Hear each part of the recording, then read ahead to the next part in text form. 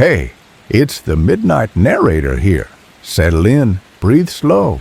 If you like these long, drowsy chills, tap like and subscribe quietly so we don't wake whatever's under the floorboards.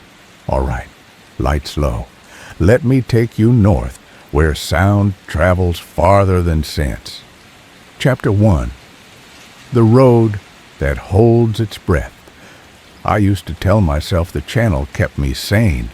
Miles of blacktop, broken windows, a new ruin each week, proof I could still turn a camera toward the dark and make it behave. That was the plan as winter tightened over Alaska and the highway narrowed to a pencil line through an eraser of snow. Sarah drove because she didn't trust my night eyes. Marcus rode shotgun with a thermos and the sort of dignity that sticks to men who've learned not to spill coffee when the road slips. Lena snored across our gear in the back, her boots nudging a crate of fresh lithium batteries like she was guarding them from thieves in her sleep. We filmed the approach because that's the ritual. I tapped the dash 3 times, light as a metronome, then caught myself and pretended to flick ice off my glove. Old habit. The red light on the Sony dutifully glowed. Out the windshield the world kept folding in, one curtain of falling snow after another. The map said 40 miles to prosperity, irony baked into the name so hard you could chew it. The town was a dead speck in the basin below the old mine. A cave-in in 74, 47 men entombed behind rock and time. After that, everything packed up in a hurry, drawers still full of company script, canned ham in the pantry, do not return notes left under paperweights. Ghosts love a hasty exit. The air keeps their shape. Say something for the open, Sarah murmured, keeping her voice low like the snow could hear. I angled the camera toward my face and gave the grin I hate. Hey folks, Alex here. Tonight, we're pushing past the map lines to find prosperity. Whole town left in the 70s. No roads in winter, just this one ugly thread. Rumor is the mine talked to them before it came down. Talked being a word for bad supports, Lena said from the darkness of the back seat, not opening her eyes. Marcus's breath fogged. He kept his gaze on the 2 ruts our tires were chasing. My father worked that shaft, he said, like he'd already decided we were done joking. They heard a whistle, 3 notes, not from any man on shift. Wind shouldn't do that underground. Sarah squeezed the wheel. Wind does a lot it shouldn't. Can you hear me? Marcus whispered, and I stilled, because the way he said it wasn't to us. He was quoting. The words had a way of laying down and refusing to get back up. I let the camera slide toward the window. Birch trunks stood like pale ribs in the snow. Somewhere out there were dark shapes of buildings, gravel piles fossilized into white humps. The head frame, a black picket against low sky. It was quiet enough that the tires sounded like sand poured steadily from a bucket. My breath fogged the lens. I wiped it with my glove, and somewhere in the hum of heater vents I thought I heard it. Not a whistle exactly, more the memory of one, a thin line of sound I couldn't pin to any mouth. I told myself it was tires on packed snow. I believed myself for maybe 3 minutes. The plow berm ended in a shoulderless drop, and the road pitched gently downhill toward a gate we weren't supposed to see. There, Sarah said, and the gate loomed up, 2 rusted crossbars strung with chain, a county sign blotted with frost. The padlock would be footage or a problem depending on our timing. We had the permit in a sleeve in the glove box, temporary access to abandoned municipal property, no liability accepted, Stay out of the mine. On paper, we were very obedient. I hopped out. The cold bit like a thing with teeth. My boots squeaked on crust. White breath, white world, a quiet that made my thoughts clumsy. I tapped the crossbar 3 times quicker than I meant to, and the sound traveled into the snowfall and didn't come back. That struck me as wrong, like dropping a penny into a well and hearing only the drop. The lock took a minute because keys hate gloves and gloves hate keys. When the chain fell, I heard a second, softer rattle from the trees to our right. A trick of echo, maybe, but echoes are supposed to obey. This one lagged a hair too long, almost like it waited to see if it should repeat me.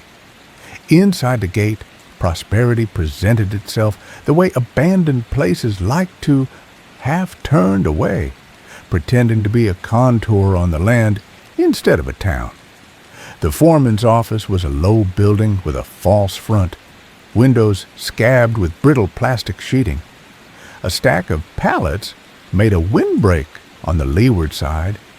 Beyond it, the head frame stabbed up into the cloud like a broken antenna. We crawled the SUV down the center street between drifts that had learned our names and were already practicing them. We set up fast because toes lie to you up here and tell you they're fine right up until they're not. The office had a coal stove too rusted to gamble on and a rectangle where a desk used to be. We ran the little propane heater anyway, a blue flame humming like a polite throat. Sleeping rolls down, camera gear unpacked, battery banks lined like little coffins on the floor. Sarah placed a digital recorder on the windowsill, and I lifted an eyebrow. "Just room tone," she said. "Wild sound. We'll use it for the open." Marcus stood with his hands in his coat pockets, reading the air the way some people read water. "They stashed first aid in the closet by the bathroom," he said, "and the city radio down the hall, if it's still there." "How do you know that?" Lena asked, ducking to set a tripod. "Same as you know your own kitchen in the dark," he said. We took a short daylight loop for the B-roll. Lena hopped up on a conveyor housing and called, me a coward when I told her to get down. The camera loved the frost, white spines along abandoned rails, a crow that swore at us until its voice cracked. In the grocery, the shelves had collapsed forward, and everything else had learned to live at a 30-degree angle. A cereal box from 1973 grinned with a cartoon miner offering us sweepstakes. I filmed the dust on its face and thought about lungs. We walked past a poster tacked to a corkboard, edges curled. "Warning," it said, followed by the tidy block letters that survived decades better than handwriting. "Respect radio silence during the blasting. Report any abnormal acoustics to the foreman." "Abnormal?" Lena repeated. "Like what? Voices telling you to eat snow?" "Like returns mismatched with call," Marcus said. I didn't want to ask. "When you shout down a drift," he explained, "you get yourself back wrong, off by a fraction. That's how they knew something wasn't right. You call, 'You boys set?'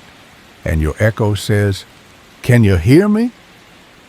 We brought the drone up for a low pass over the mouth of the access road, a polite, drifting eye.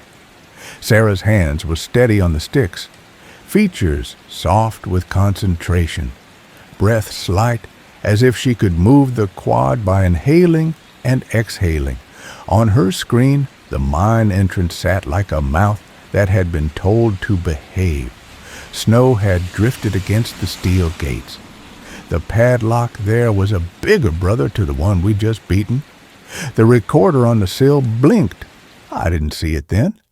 I'm saying it now because it matters later. The way a red LED looks in a dim room while everyone's attention points outward like dogs at a window.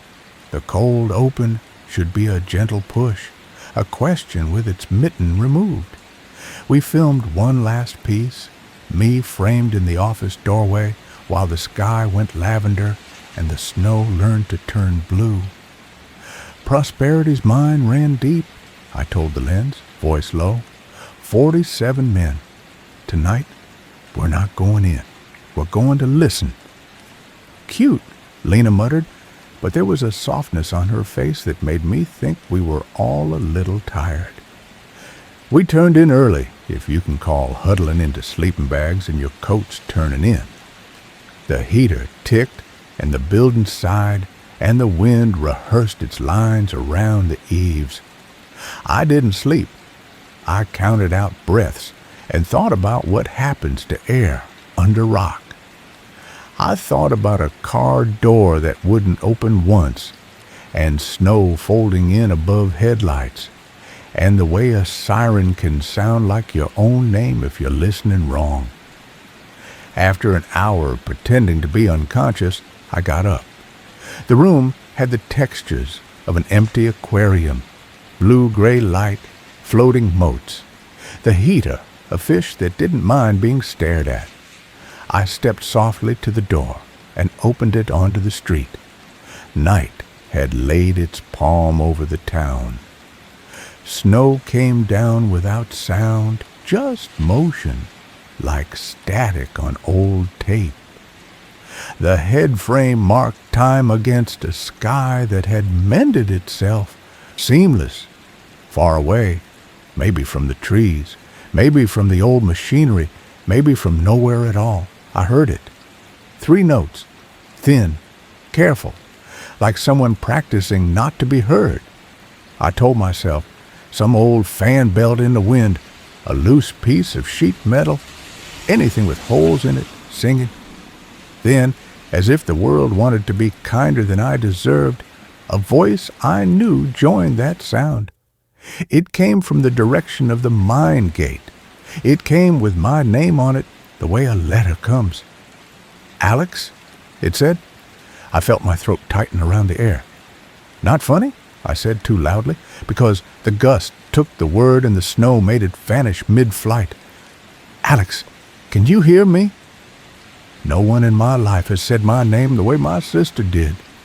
She sat it down gently, left room for it to be itself, never clamped it with worry. That's how I knew, before any rational muscle in me could lift a weight.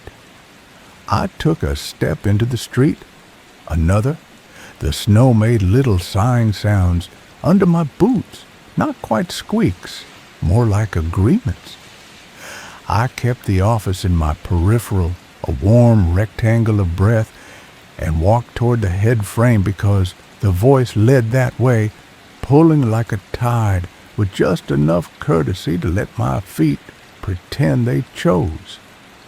When the second Alex came, it was closer. It rose from below the drift line where the road dipped toward the chain at the mine yard. I told myself I'd stop at the gate, and then I'd record a note for the morning footage. Strange acoustics tonight. Might be line singing, might be something else. A reasonable person's plan. Behind me, the office door ticked as it settled. The chain on the mine gate hung in a broader smile than the one at the road. Its lock was a bloated, furred thing that had swallowed a century. The wind coming off the slope was colder. It had a purpose. I felt it look through the seams of my clothing for a place to nest. "Alex," she used to hum, 3 notes, nonsense and nice. It wasn't a melody so much as a promise. We traded it when we needed to locate each other in a supermarket or a county fair. Listening to that old pattern now, I understood how a body could simply walk into the white to answer. I touched the chain. I tapped it 3 times, a stupid little mercy for myself, a signal that I hadn't come here as something else's cut-out image. The tapping went out into the yard and smudged. Down in the shaft mouth, where the darkness grew a second skin, I thought I heard the return. Faint, off by a fraction, like a film not quite synced to its sound. "Alex, can you hear me?"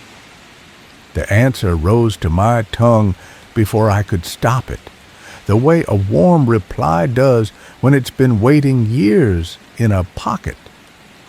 "I can hear you," I said, not loudly, because suddenly I didn't want to wake anything that might be sleeping between my voice and the ground. Behind me, snow eased from a limb and thudded soft. Another sound skittered in its wake, lighter, not quite steps. I half turned, thinking, Lena? Marcus? But the street lay blank as paper, only our tire ruts writing anything at all. Past them, the office window glowed, and in that little square, a red dot blinked on like a heart practicing. When I faced the gate again, the voice was gone. Only the air moved, the cold with its careful hands. I heard a different sound, then closer, inside the metal bones of the fence. A breath, drawn and held, not human, not animal. The first intake before the first note of a whistle, maybe. The moment a question becomes a call. I stepped back. "We're here," I said to the yard itself, voice low, trying to make it a narrator's line, not a reply to a ghost. "We're going to listen." Something listened back. I didn't push it. This is the part where I like to tell myself I have sense. I marked the way my boots pointed, the distance to the door, the number of breaths it would take. I walked back, slow, like I was carrying hot water. At the threshold, I looked once over my shoulder at the head frame and promised myself I'd tell no one about the voice until morning, until it could be turned into a note in the log, neat, unfrightening, explainable as wind and memory. Inside, the recorder on the sill showed it had been very busy. Chapter 2, The Room That Remembered Us. The heater licked the coal back a little, enough that my fingers stopped stinging. Sarah stirred as I shut the door, pushing hair out of her eyes with a mittened knuckle. "Bathroom?" she mumbled. "Yeah," I said. "Lie adjacent. Easier on the ears." Marcus lay on his side with his back to us, coat still on, hat tugged at his eyebrows.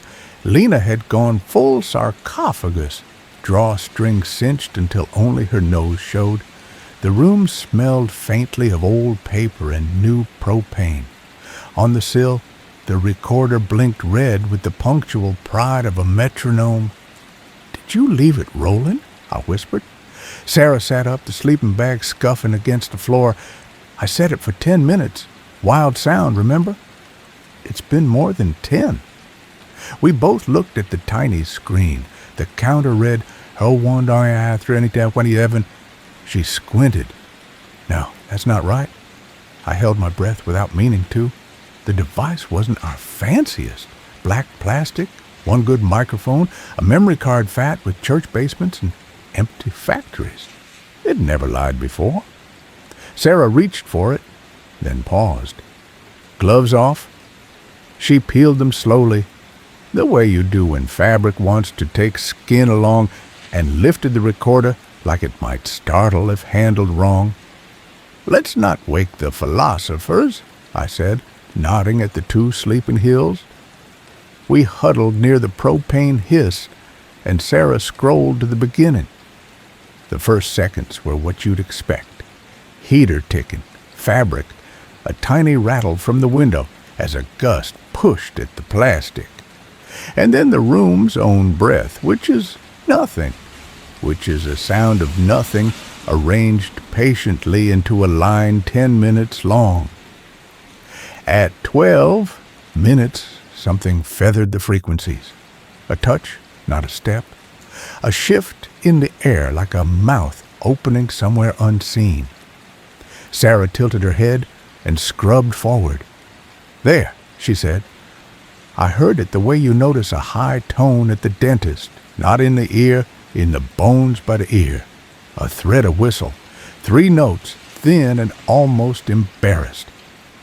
The recorder pulled whatever lived in the sound toward us and set it down between our knees. I felt my throat close gently like a hand calming a bird. "Wind," I said too quickly. "Through the plastic, maybe." "Maybe," she said. We let a minute spool by. Fabric hiss as the heater cycled, somewhere the tick of contracting metal. Then a voice, almost friendly, so soft I leaned toward her palm to hear. "Testing," it said. I raised my eyebrows. Sarah made a face. "Not me," she said. "Not this thing. It doesn't self-test." The voice came again, slightly clearer, like it had turned its head in our direction.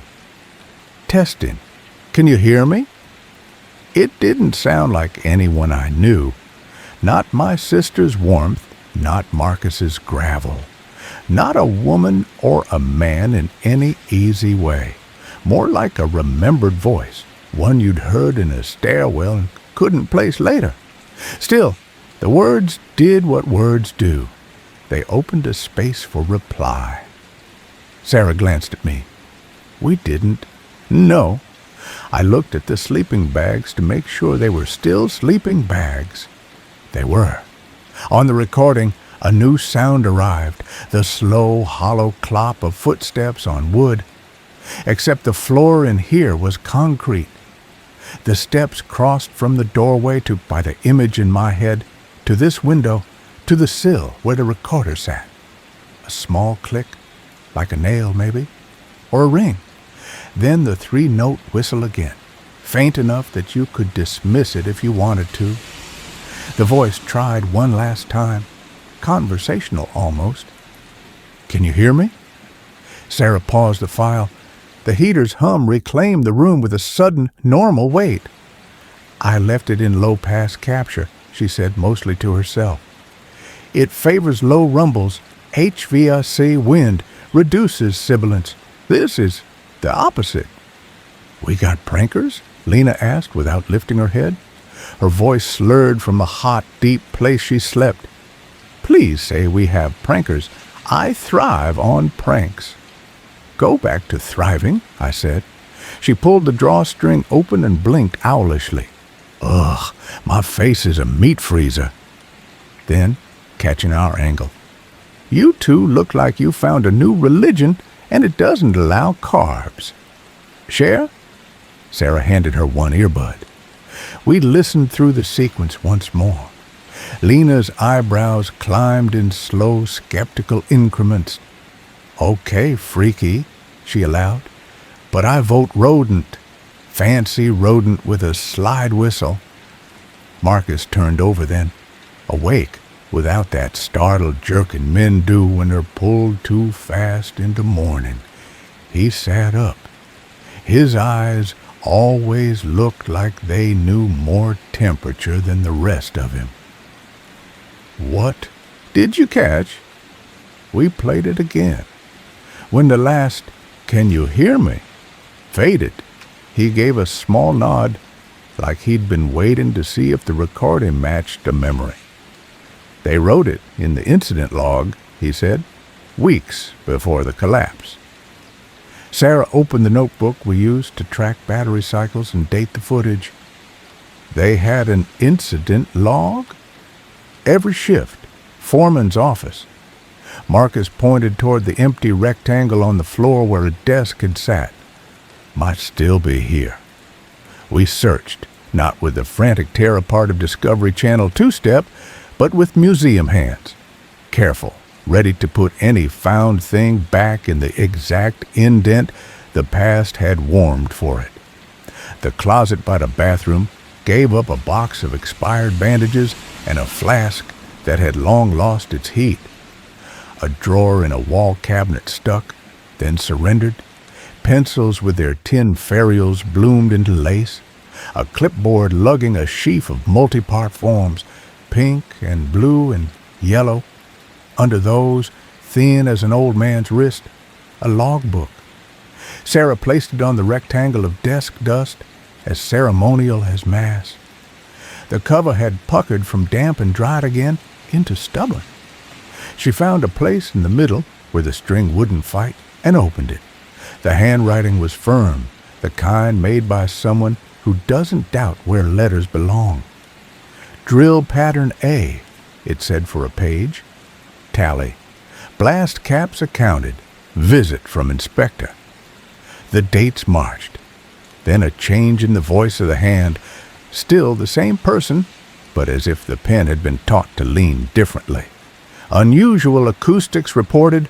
1900 HRS returned to caller mismatched. Crew claims echo responded with question. Can you hear me? Advise. Test lines, monitor ventilation. Ventilation, Lena said. Sane answer. 4 days later, multiple occurrences during third shift.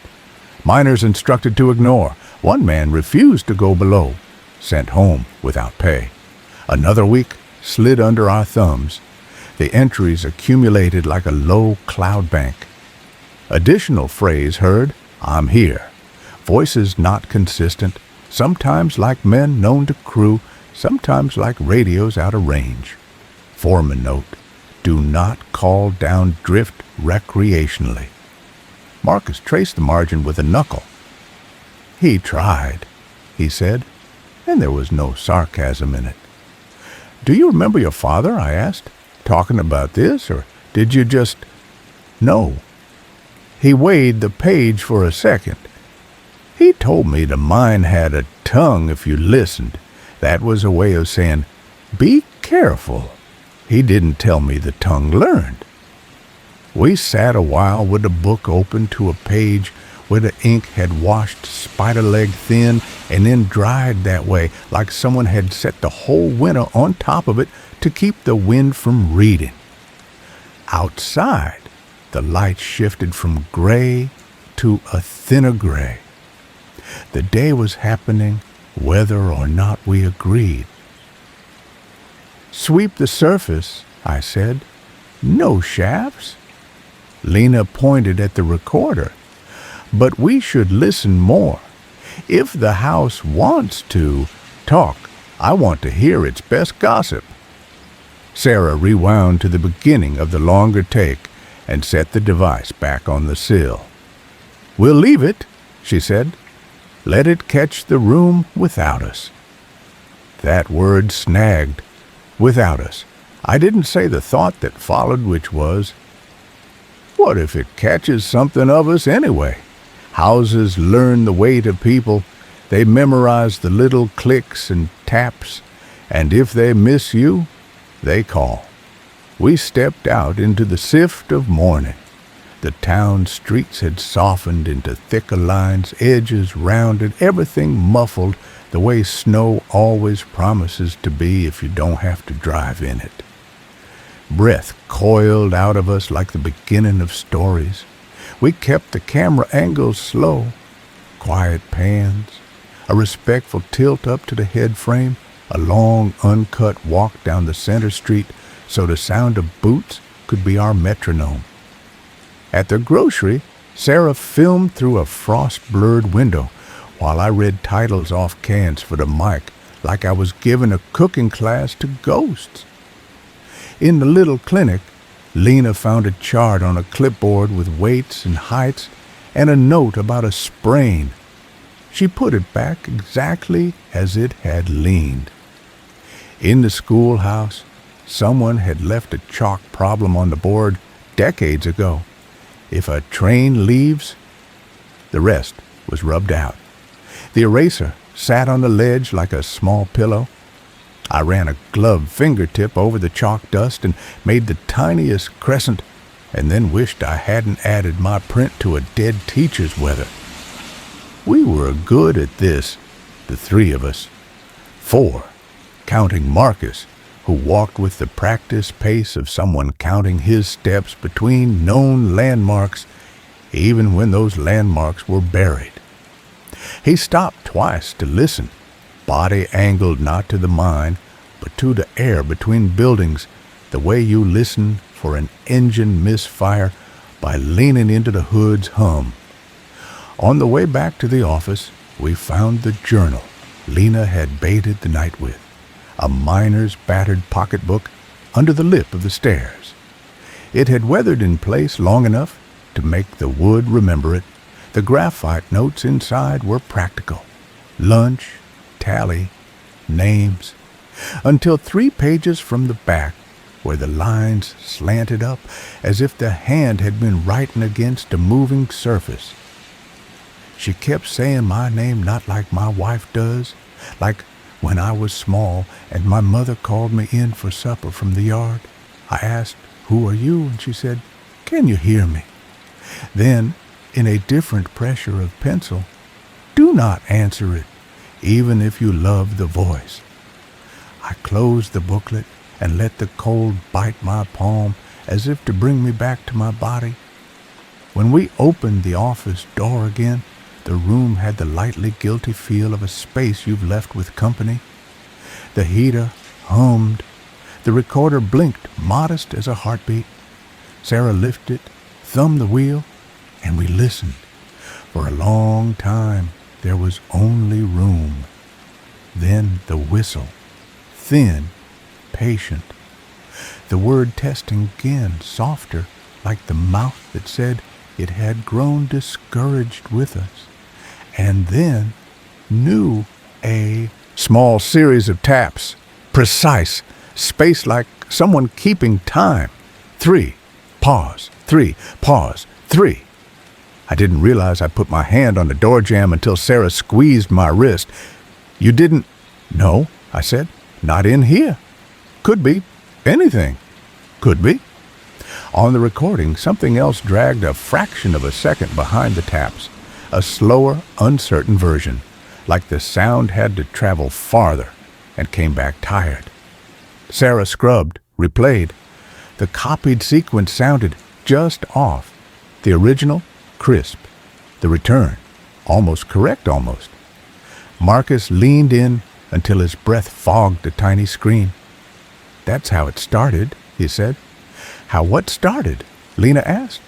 "The mind, thinking we were instruments." He didn't say the rest. "And trying to play us." I looked at the door. Snow haloed its edges, light glaring off the drift so the room felt like an aquarium again. Us suspended. I let the recorder run. We listened hard enough that my head felt hollowed out for the sounds to live in. A faint scuff arrived. 2.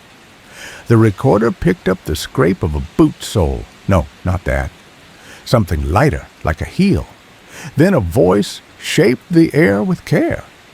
"Alex," it said. Not my sister's weight anymore, not even a person I could pretend to know. Just the place tasting my name to see how it sat. It waited. I kept my mouth shut so gently my jaw trembled with the effort. I could feel the room waiting with it, the heater lowering its flame, the window plastic quieting in the wind. Sarah's fingers tightened over the recorder without click and stop. I thought about the note in the pocketbook. Do not answer it, even if you love the voice, and felt the shape of yes come to my tongue like a gathering of warmth. On the recording, after a breath that counted to 3, we heard it ask again, "Can you hear me?" The words were the opposite of a threat. They were an invitation to be human. That's what turned the room colder than any outside air could do. We didn't answer. Something elsewhere in the building did. Far down the hall, down where the old radio room stood, a click. Then a sigh of static, as if someone had pressed a hand to a dusty talk button and the compressor woke up from a 40-year nap. We all looked at the same doorway. "Did you leave any power on?" Lena whispered. "Nothing on," I said. The static held the note for a long, delicate second and then faded like a breath through fabric. We stared at the dark hall, listening to that long not sound unspool. When I finally spoke, My voice came lower than I meant. "We'll do one more loop," I said. Then we planned a descent. Daylight only. Marcus didn't argue, and it dawned on me he looked relieved. Behind us, the recorder kept collecting. That red blink never missed a beat. Chapter 3. The Radio. That answered itself. We always pretend the second loop is for coverage, but it's really for courage. The camera in my hand gave me a job to do, and the job gave me a spine. I filmed Sarah lacing her boots, close on the glove tug, then panned to Marcus tying a bandana over his mouth, even though the cold did the same job more cleanly. Lena drummed 2 fingers on the doorframe in a rhythm that crowded mine, like she was auditioning for my habit. "Don't steal my thing," I said. "I'd never," she said, and thumped 3 times, too hard, on purpose.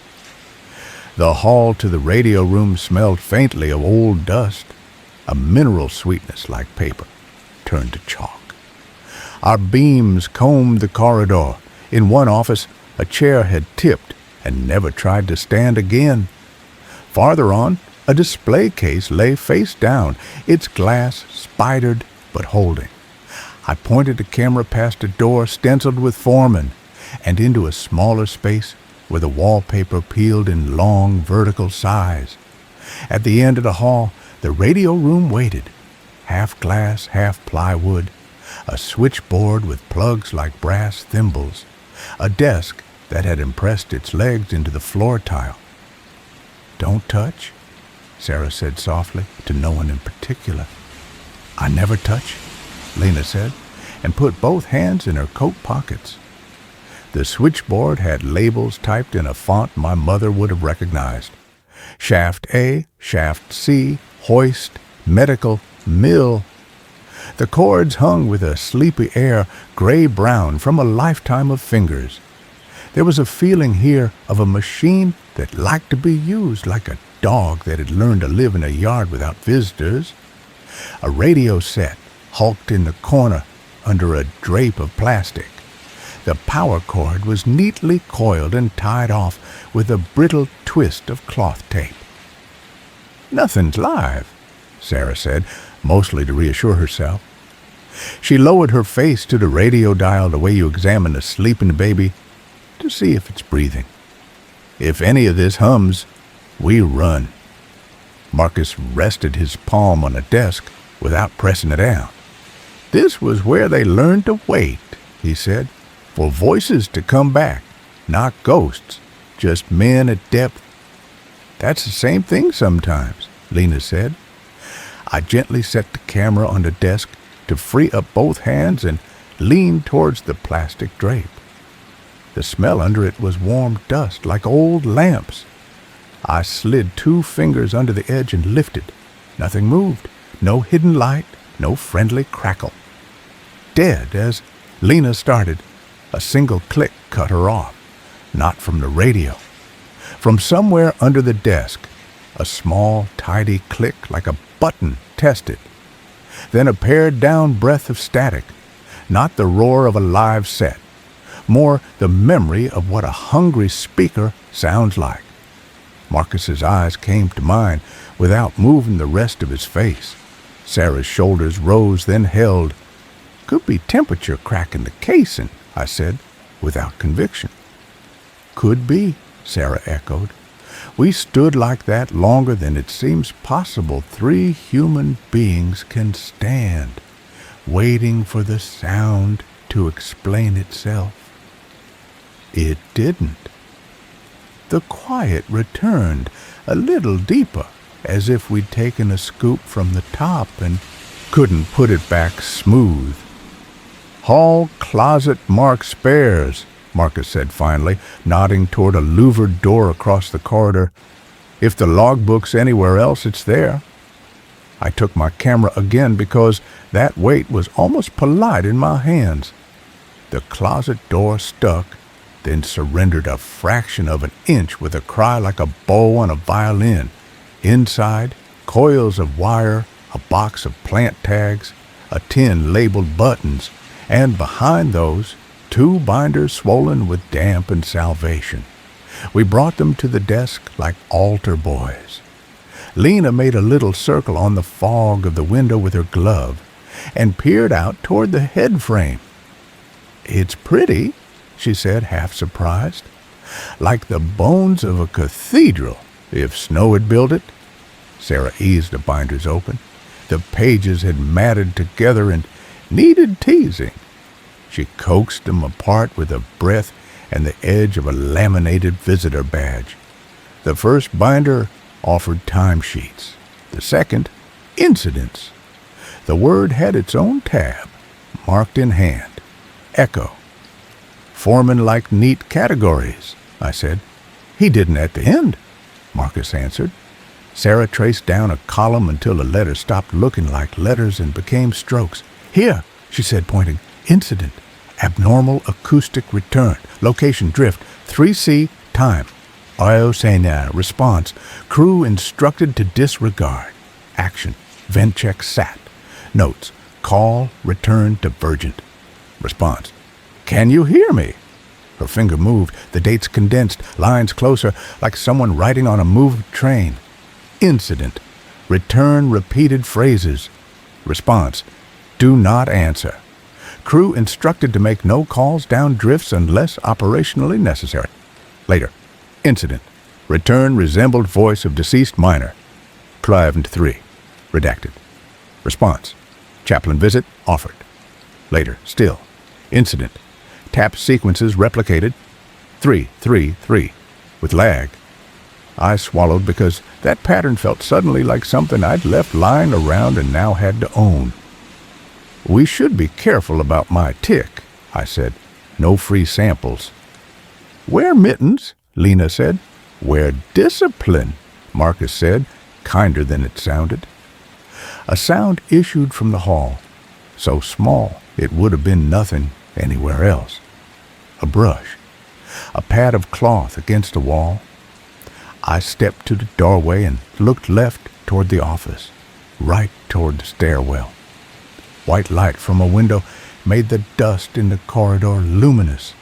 A single flake of snow impossibly drifted down in the interior air and sat on the tile like a lost thought. We all watched it melt. "Sealed building, my butt," Lena said under her breath. We went back through the corridor single file, beams low to save the eyes what shock they could. At the office, the heater hummed like a thing that believed in steady work. The recorder on the sill winked its steady wink. Sarah lifted it and did not look at me. We listened. At first, nothing. Then the hall. Our footsteps, our breathing, the whisper of coat fabric. Then a metallic stir. The closet. The binder. Sarah scrubbed forward, then settled on a stretch where the room itself had our absence in it. That absence had a very definite sound. It sat like the blank between two breaths. And then, the voice. "Can you hear me?" It was almost cheerful this time, like it had been waiting in line and had finally arrived at the counter. The recorder, generous to a fault, held the syllables in a way that gave them shape. Sarah's hand tightened, but she didn't pause. Another sound joined. A light tap, tap, tap. 3. And a delayed tap, tap, tap, slower, lagging. The first was crisp, precise. Mine. Except I hadn't done it here. The second had the soggy patience of something returning from a longer haul. "Play it again," Lena said, quiet now. We did. The sequence lay obedient. The same every time. The taps, the return, the question. After the third play, a new scrape sneaked in, a chair leg across concrete. I looked at the chairs. None had moved. On the recording, the scrape hesitated, then repeated, like someone on a different floor making a small rehearsal. Because I make the worst choices, I stepped into the hall. "Hello?" I called, soft, like the word might bruise the air. Silence.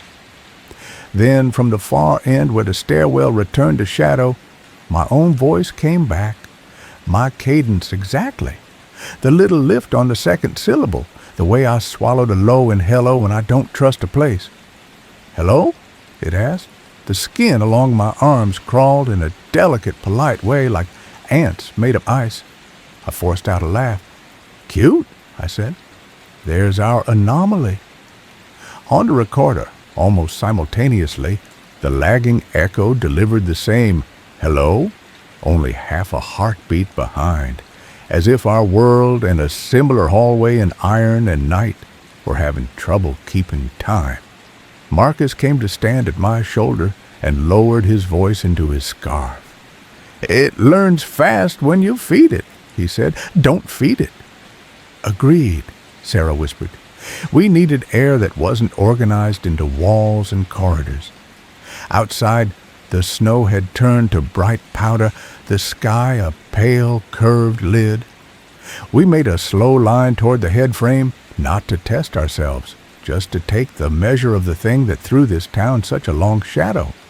The steel had a smell older than oil, something like cold on cold. I filmed upwards, past cross-bracing, the ladder rungs, the pulley that had learned boredom. Lena threw a snowball at a sign that had given up order long ago. It hit and exploded in white dust, and laughter tried to see if it could survive the weather. "Daylight descent tomorrow," I said like a coach after walk-through, noting quietly the way my chest loosened just saying tomorrow. "We'll rig guidelines 2 points of redundancy. Keep comms up even if it's just between us. No hero angles. No split-ups for drama." "No drama," Lena said. "Sir, I am a 100% drama." "Be 80, I said. "Save 20 for when we need to. Swear." She smiled and did not make the taps. Back in the office, Sarah checked batteries and swapped cards with a competence that felt like shelter. Marcus made water on the propane stove and produced tea bags in a tin that had a robin painted on it. He poured without looking like he was serving anyone. I took a sip, and warmth moved into me like a good rumor. "I need to ask," I said to Marcus, because questions left too long turn brittle. "Why come back?" "You've got every good reason to never see this place again." He turned his mug in his hands.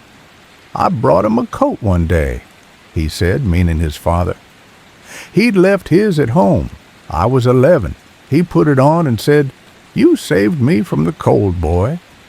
He died warm. The shame is not cold. It lives anywhere. I came to see if the shame had a mouth. If it did, I wanted to close it." We let the steam join the low cloud of our breath. The recorder blinked like a far radio beacon over the bay.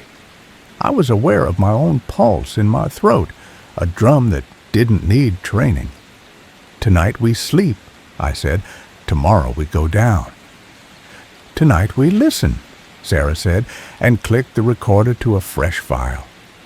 We unrolled our beds again, the room the same, but not. The heater ticked inside. The wind rehearsed. A deep quiet came, full of possibilities that weren't necessarily threats. Outside, snow kept its own counsel. The red blink counted seconds by twos, the on and the off. In the dark, between those beats, something shifted, small as a page turned by a careful finger. From the hall, faint enough to be forgiven as a dream, 3 notes floated toward us. They were gentle. They were almost kind. I didn't answer. "Good," the room seemed to say, in its way. "Good." Chapter 4. The map that drew itself. Morning landed without edges. a pale wash through the plastic windows that made everything look like it had been erased and then penciled back, lighter. The heater sighed as if it had dreamt of being a real stove. I woke with the feeling you get before a long drive, purpose and a polite dread. Sarah was already propped on an elbow, hair in a loose knot, breath clouding in the small of her sleeping bag like a secret weather system. "Battery temps?" she asked. "Warmed," I said, and nudged the nearest pack with my knuckle. Not happy, but compliant. Marcus rose the way men do who learn to get up in dark rooms next to sleeping people. Quiet, immediate, all the thinking already done before the eyes open. He checked his pack contents with a litany under his breath. Line, carabiner, headlamp, spare, radio, marker, tea. Lena surfaced last, hoodie hood up under her hat like layers could make a personality warmer. She stretched, vertebra by vertebra, and squinted at me. "You're doing the face," she said. "What face?" "The I'm fine, my heart just wants to jog in place face." "Ah," I said, "that one's hereditary." We did not rush. Rushing in a place like this is a way of making the world sharper than it needs to be. I filmed the ritual, harnesses, thread, double back, Marcus checking mine with a competent tug, Sarah laying out static rope in clean coils, mittened hands moving with a knitter's accuracy, Lena counting glow sticks, then flicking one for the camera and drawing a lazy infinity in the air before we snapped it dark again. "We'll run 2 lines down the drift," Sarah said. "Primary for travel, secondary for retrieval. I'll tag junctions with chalk and a beacon every 50 meters. Radio's on channel 3. Check in every 2 minutes, even if you got nothing but a good joke."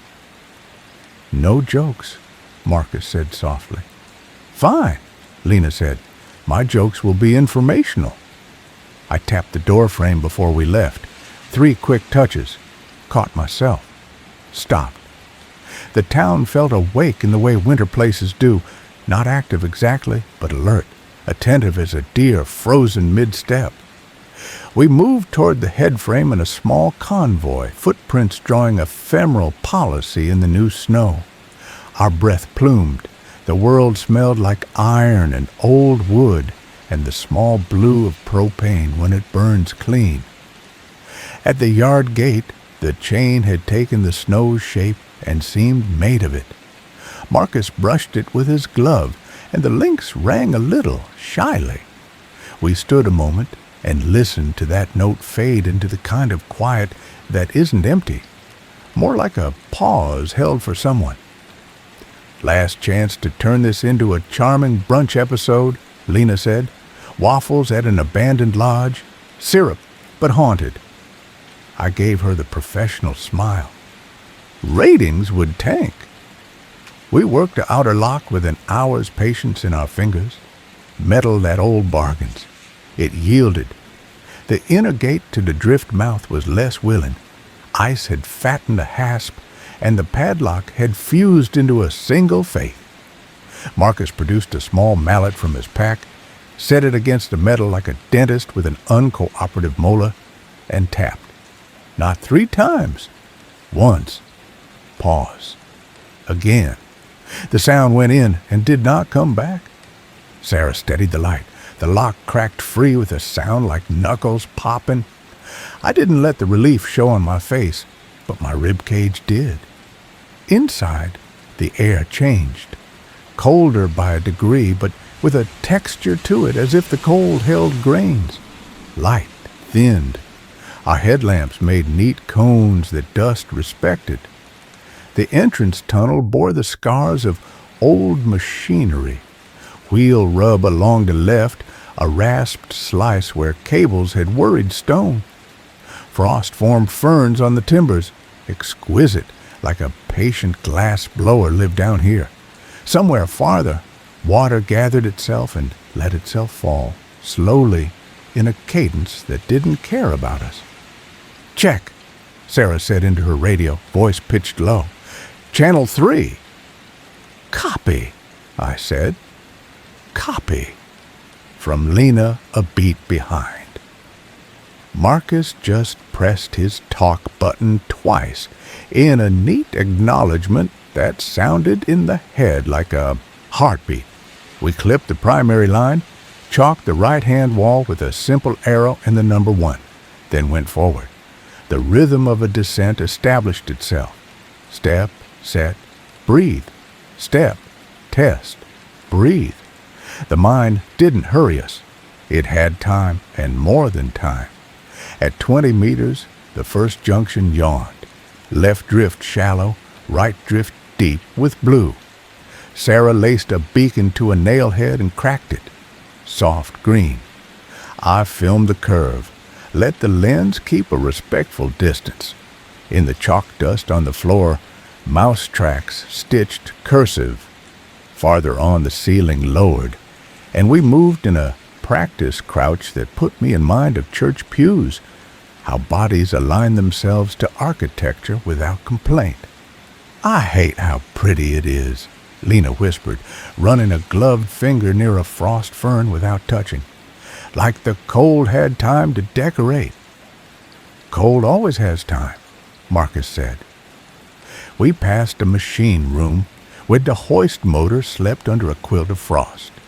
A calendar clung to the wall, December 73, a fisherman laughing with a trout like someone had printed optimism as a dare. I shot it and felt the fish grin behind my sternum. "Mark it," Sarah said, and chalked it tidy too. She clipped a breadcrumb glow to a hook that had once held someone's coat. In my ear, her breathing sounded measured. "Learned." I knew the history of that breath from a distance and not in detail. The way she had trained fear into a dog that sat when told. I touched her elbow. She gave the smallest nod.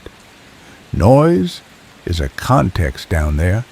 You learn what belongs to you and what doesn't by the shape it puts in your chest. Our sounds, boot, rope scrape, whisper, stacked up into a manageable pile. When a new sound slid into the stack, it did it the way a thin blade slides under paper. 3 quick taps, crisp, not metal on metal, more like nail on wood. Then an instant later, the lagged attempt. 3, but slower, with a tiny smear between each, as though distance were a liquid it had to push through.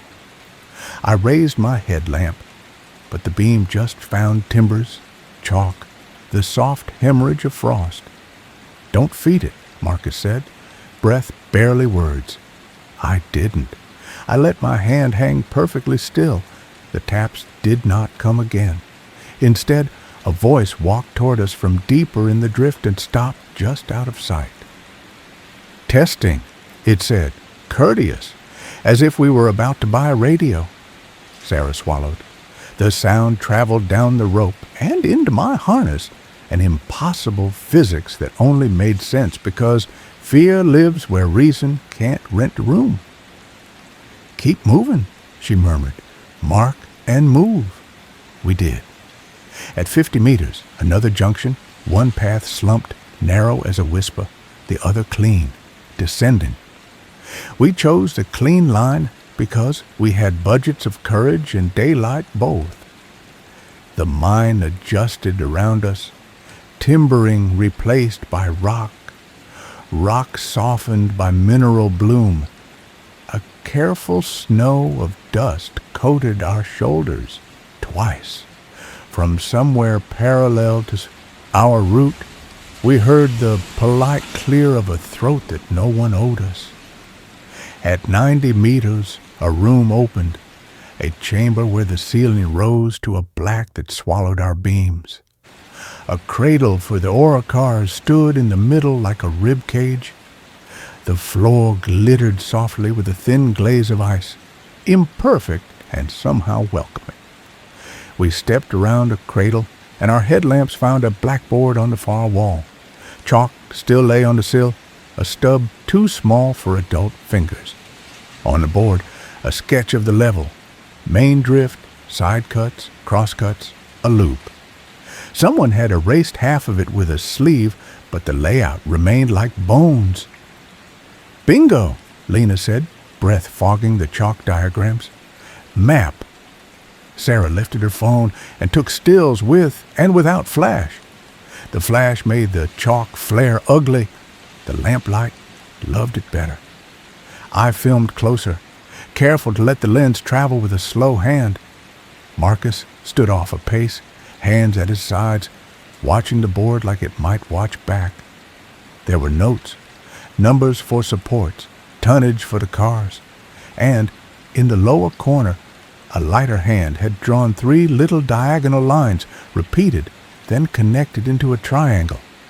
Next to it, neat print, "Do not echo." "What is that, Foreman's Talisman?" Lena asked. "It's an attempt," Marcus said, "to teach men to keep quiet with pictures." Sarah capped her chalk and looked down.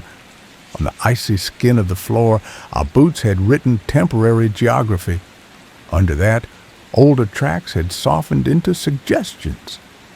I knelt and touched the surface with the back of my glove.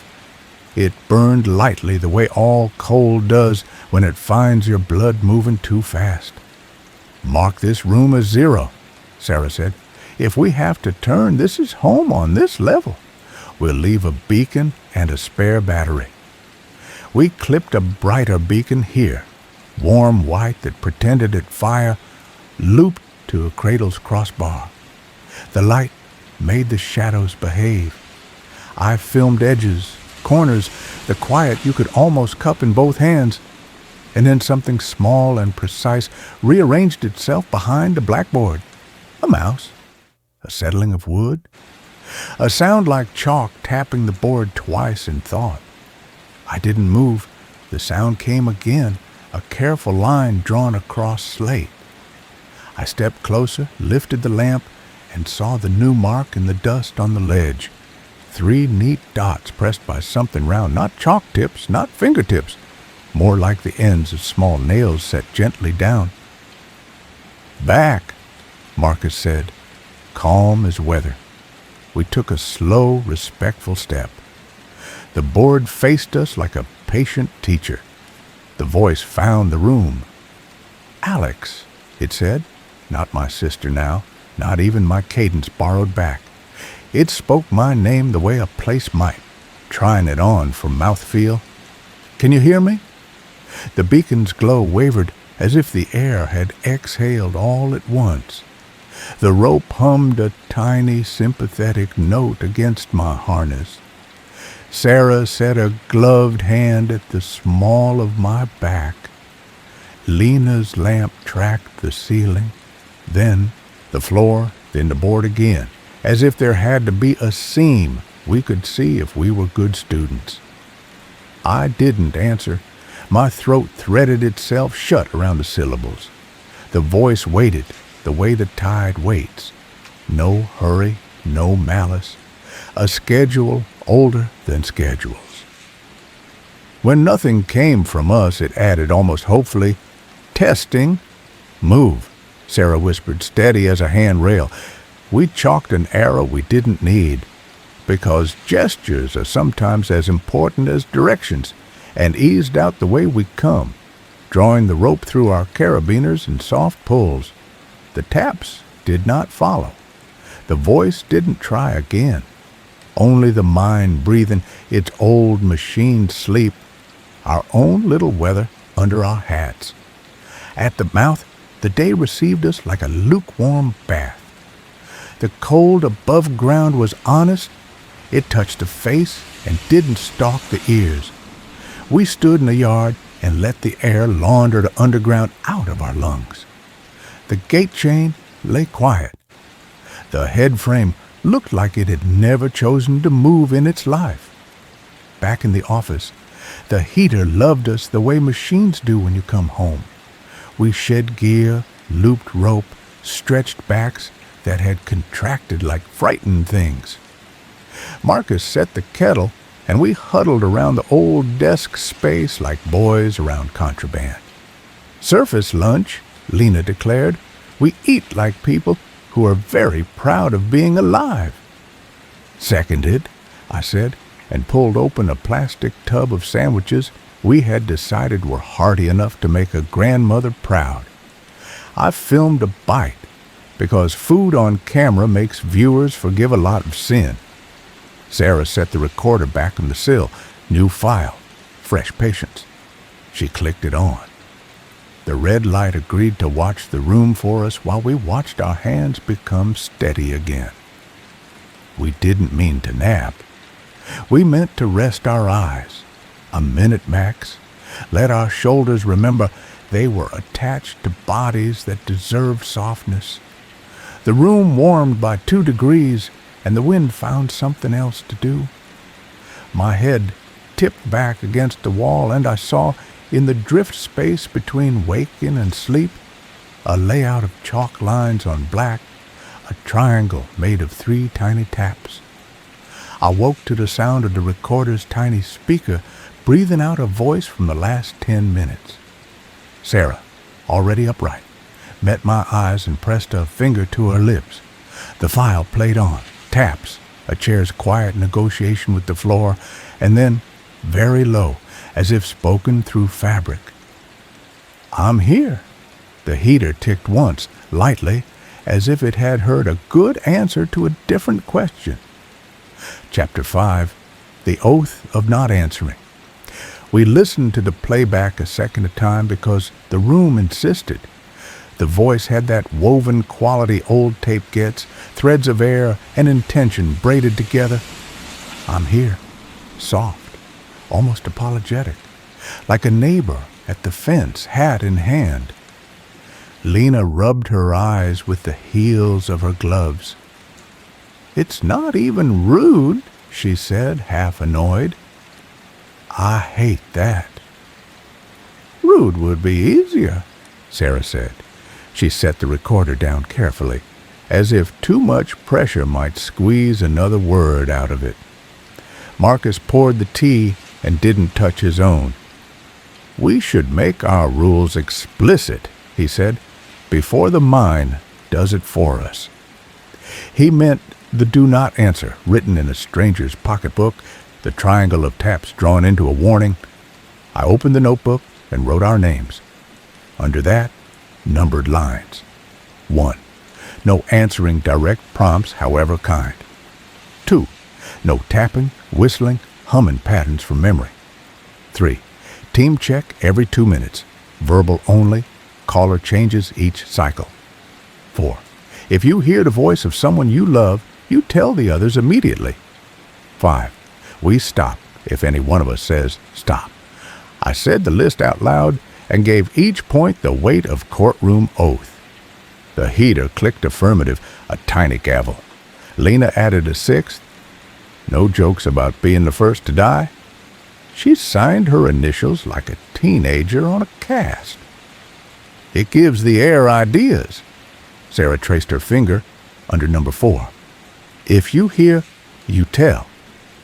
She glanced at me and then pointedly away, as if to give me privacy I'd already squandered by showing up here with a memory like a homing beacon. Okay.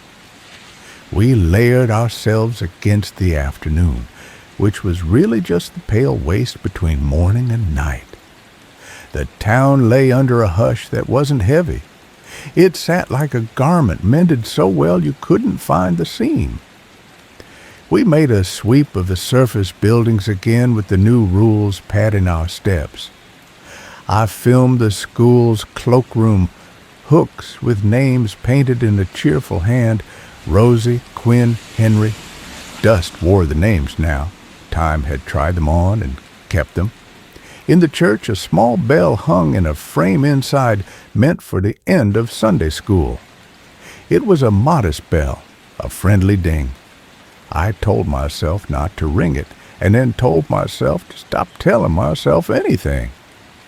Lena crouched to peer at the roped clapper and made no move toward it. Discipline looks good on some people. Imagine if you did, she said. Nope. I said. It would sound like obedience, Marcus murmured, which is the worst sound in a place that wants to teach you its own weather. We left prints in the aisle that looked too bright, and by the door found a stack of hymnals gone furred at the edges. Sarah thumbed one open and froze on a page where someone had underlined the words, "Speak, Lord, for thy servant heareth." She shut the cover and set the book down with a care that made my mouth taste like steel. Back outside, a breeze nosed the eaves, and the whistles that weren't whistles kept to their business. We crossed the square to the general store again. In the office behind the counter sat a phone on a fat cradle. It was an old rotary with a dial like a grin. The line it had once fed coiled away into the wall, ending in nothing. Still, when we stood quietly enough, I could almost hear the faint, lonely tick of a machine that didn't know it had been made obsolete. "Power's been out for decades, right?" Lena said, rhetorical, but the kind of question that looks left and right before crossing. "Decades?" I said. The phone clicked in its cradle just once. No ring. The sound of the world trying a word and swallowing it again. We all looked and pretended we hadn't. Back at the foreman's office, we warmed. Sarah put a new card in the main camera and logged times with the blunt pencil. I set the recorder down to keep it honest. Marcus rolled the stiffness out of his shoulders and checked knots, because fingers know prayer better than lips. Lena drew a stick figure map of the drift on a scrap of brown paper and proceeded to give her sketch a tiny hard hat, then immediately looked guilty and folded the drawing flat. The radio check-in rhythm fell into place. Every 2 minutes a voice, "Alex, green." 2 minutes, "Sarah, green." 2 minutes, "Marcus, green." 2 minutes, "Lena, green." It was a hum we built to sit inside, something to keep other music from getting too near. At some point, we noticed the recorder hadn't blinked. It had stayed red, steady, like an eye that forgot how to close. Sarah turned it off and on, and it dutifully returned to blinking. We filed that under electronics, being divas in the cold, because the other file for it had words we weren't spending. Late afternoon, we took a short walk to a row of houses set on blocks. The snow drifted under them into permanent shade. The first porch gave under my boot with a sigh, but held. Inside smelled like paper, apple peel, and iron. Someone's coat hung on a peg, wool gone brittle. On a sewing table, a spool of thread had frozen mid-life. A needle stuck through the cardboard. I filmed the pattern pieces pinned to fabric that would never be cut. If you want to be haunted in a gentle way, look at work that waited. The bedroom had a single bed with a lonely dip. On the dresser, a black and white photo in an oval frame had started to silver in the blacks. A man stood with his hand on a boy's shoulder. The man's eyes had fogged to mercury, but the boy's were clear and a little stubborn. I raised the lens, then lowered it. The recorder in my pocket felt heavier than its ounces. A soft shuffle landed in the doorway behind us, delicate as a polite cough. We turned. The hall was empty. Then a voice, not from the hall, not from any one room, more like the house had learned a throat, said, quiet as a hand on your sleeve, "Can you—" It stopped, like it had reconsidered the script. Wind lifted the corner of the linoleum in the kitchen with a dry flap. The smell of iron thickened just a little. Sarah nodded once toward the door.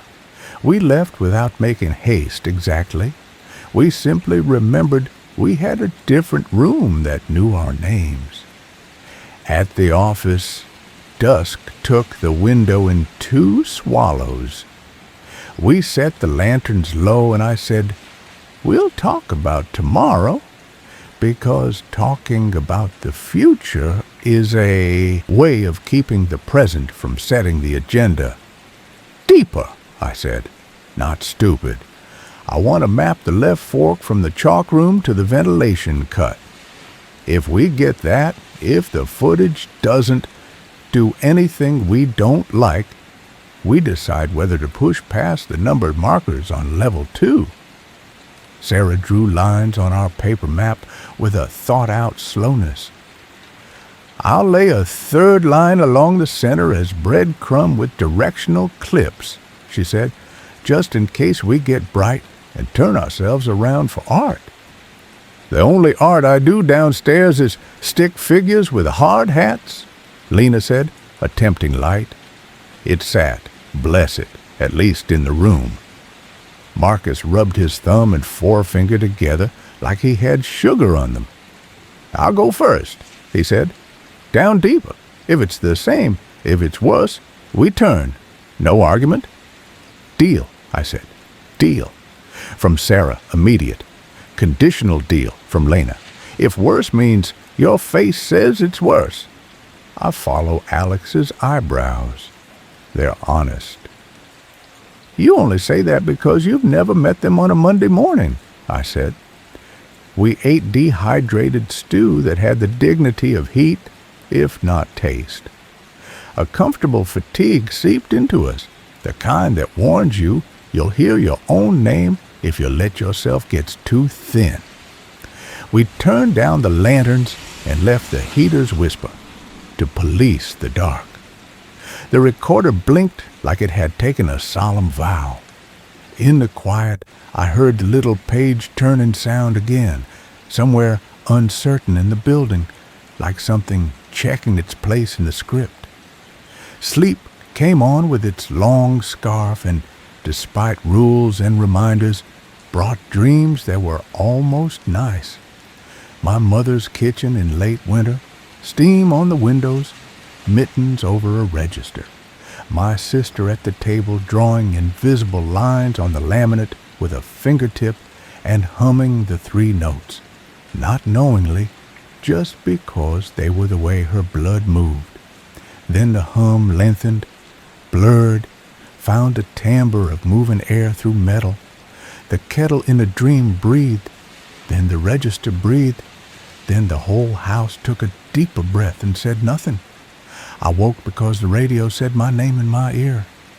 "Alex, Green," it said. My voice, my pacing, like I'd checked in from a nearby room. The red LED on the radio face glowed. The talk button wasn't pressed. Across the office, Sarah rolled and sat up, hand already at her belt, as if this motion had been waiting in her. "Who called?" she said softly. "I didn't," I managed, because the impulse to apologize for being present in my own voice is strong when you're passed as a conductor. The radio repeated itself, less sure. "Alex, Green." Then, as if it had learned the smile I put on my vowels when I'm tired, "All good." We all watched the radio.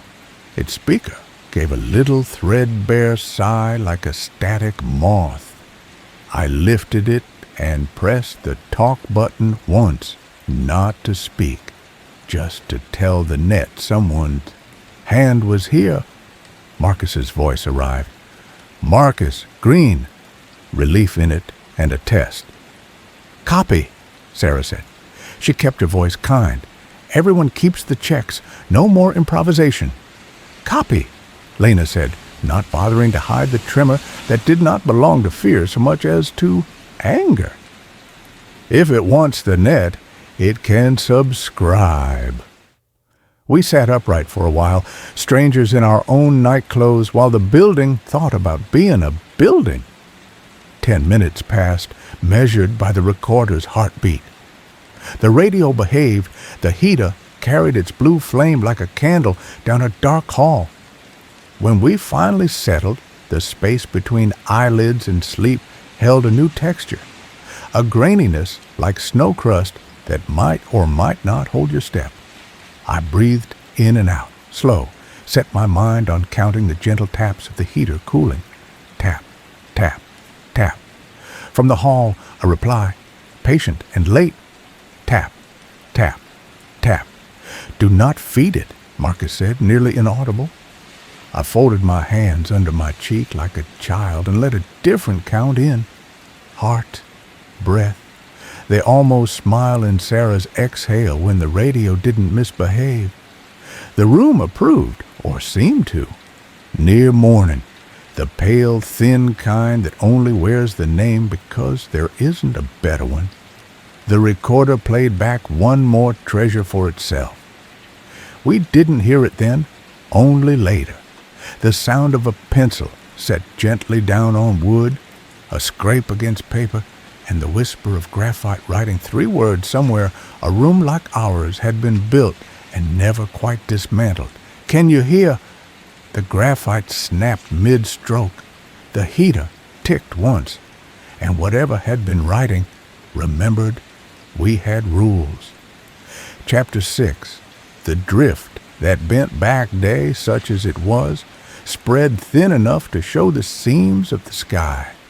We moved like people who had slept, but not deeply. Our bodies competent even when the mind stood at the window, listening for a car that wouldn't be arriving. Sarah tied her scarf with decisive fingers. Marcus warmed the mouth of his thermos on the heater and poured tea, not for taste, but because heat is a kind of vote.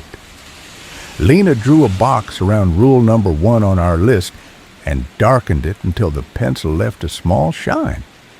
We go to the chalk room, then left fork, I said. Slow, clean. If the geometry gets cute, we come back to the board. Cute geometry is my least favorite, Lena said. Right after geometry, that writes back. We ran the comms check and stepped into the air between buildings. The cold was gentler on the cheeks than yesterday, as if the town had leaned into listening and the weather had leaned back. The head frame stood like someone keeping watch because they'd promised to, not because they expected company. At the yard gate, the chain offered a small, forgetful chime under Marcus's glove. He didn't respond. We were learning formality. Inside, the drift accepted us with the same cool welcome. A host who knows you come for the company and not the spread. The chalk arrows led us out of the day and into the mind's longer timing. Our headlamps made the rock honest. The rope made us brave. The chalk room waited with its cradle and its bright white beacon. The sketch on the blackboard exactly where we left it. The 3 little diagonal taps in the corner like a shy geometry proof. Home, Sarah said low. She touched the cradle with 2 fingers, the way you tap a door jamb moving through a familiar house. Not 3 times, not a pattern, just once, to acknowledge hardware. We stood a moment and listened. The room had the unruffled quiet of a library right before the hour. Lena peered behind the board with theatrical suspicion, found only a shallow shelf, and signed a small apology to the air for doubting it. Left fork, I said. We chalked fresh arrows, clipped to the line, and eased past the cradle. The drift narrowed, then breathed out into a low chamber whose ceiling had been squared by men who liked right angles. On the left wall, someone had stenciled numbers so faint they looked like a memory of numbers. I filmed them with the lens low and slow. Farther on, water mapped a glossy braid down the stone. It ticked with a patient metronome, a small music that didn't care about our playlists. The first bend surprised us by opening to more light than we brought. Our beams met a faded reflector, bolted to a post. The kind you'd see on a county road, red and white stripes, dulled to rose and dust. It caught the headlamps and threw them soft, a fake sunrise in a place that forgot what sky meant. "Who puts a highway marker underground?" Lena whispered. "Some crew leader with a sense of humor," Sarah said, "or someone who wanted their men to feel like they were going somewhere that meant home." Marcus scraped the post with a knuckle. The sound went into the drift and didn't misbehave. "This wasn't here in '74, he said. "Not like this." Later expedition, I thought, or salvage, or the kind of private visit men make to speak to themselves when the world won't listen. The reflector didn't answer. It just gave us back ourselves, a shade kinder. We moved on. The left fork kinked once, then twice, then took on the hesitant confidence of a path that had been added last. Chalk marks from some other hand, years old by the look of the dust clinging to their edges, pointed toward a ventilation cut. I filmed the arrows, the date faint under one, 1997. I felt a warmth for that hand. Strangers in the same quiet borrow courage from each other. At the next junction, the temperature shifted a fraction up, then down, as if we crossed a boundary inside air itself. My breath tasted of old coins. The rope hummed once against my harness, a note so slight I wouldn't have noticed if fear hadn't tuned my whole body like a violin. Sarah's radio clicked. Just the carrier, no voice. She checked the channel and nodded, an okay made with the chin. "Mark," she said. She chalked a clean 4. That's when the drift bent back. It didn't bend in a way you'd see on a map. It bent in the way the ground feels under your boot when a trail has decided you're walking the wrong way. We moved 10 meters, and the air acquired our footstep prints before we made them, as if we were stepping into our own future and finding it pre-scuffed. I blinked sharply, the kind of blink you use to reset a day that has acquired too much dream. Ahead, the cone of my lamp opened on a familiar scuff on the right wall. My scuff, the one my pack made an hour ago when I squeezed past narrow timber. I stopped. My throat did the small, dry swallow a voice does when a microphone is suddenly live. "We have a loop," I said. The words did not accuse the air of malice. They just set our feet on the floor. We are back at our own marks. Sarah lifted the chalk room's printouts in her head and matched them to the wall. "That's the same scar," she agreed. "But we only took one left." "We took one left," Lena said. She looked at the floor like it owed her a confession. "And this footprint is my footprint and also not, because this time I didn't drag my toe on that one." She pointed. She was right. The drag was there. Her toe hadn't. We were looking at an earlier future. "Back to zero," Marcus said. "Home on this level. We take the equal and opposite turns and keep inventory of what the world says in return." We reversed with the kind of smooth our bodies had earned by being careful elsewhere. The chalk room received us with the same steady light and the same patient board. I set my hand flat against the cradle crossbar to feel the woods calm. It has a pulse, I thought absurdly, not a beat, a logic. "We test the right fork," I said. "Coin flips shouldn't own us." "Agreed," Sarah said. She replaced the chalk arrow from earlier with a second, smaller arrow underneath. Our own notation, a human footnote. "And if it loops, we mark the time between loops." Right fork, then. The drift breathed differently here, wider lungs, a confidence that comes from having seen more boots. The roof timbering spoke quietly when we passed under it, old joints settling, little wood sighs. Our lamps kissed a quartz in the vein, and it winked back modestly. I liked it better than the left because it acted more like hallways, I understood. At 30 meters, a small miracle. A painted circle on the wall, white, with a number inside. 5. The paint had bled into the pores of the rock and stayed. Below it, a small brass tag wired to a nail. Vent cut. I exhaled a laugh I didn't know I was hoarding. Someone did us a favor, I said. Vent should give us a straight path to an up. We found it around the next turn. A louvered shaft, boards grayed and furred with ice, where breath from below met the cold from above. Air moved through it like a sleepy animal in winter. Slow, present. Our headlamps made the boards into an organ. The mind learned to breathe through these, I thought. It likes a rhythm. We stood there and let the rhythm borrow ours until my chest and the louver found a common truce. That's when the voice arrived again, so gentled by distance I almost took it for sound alone.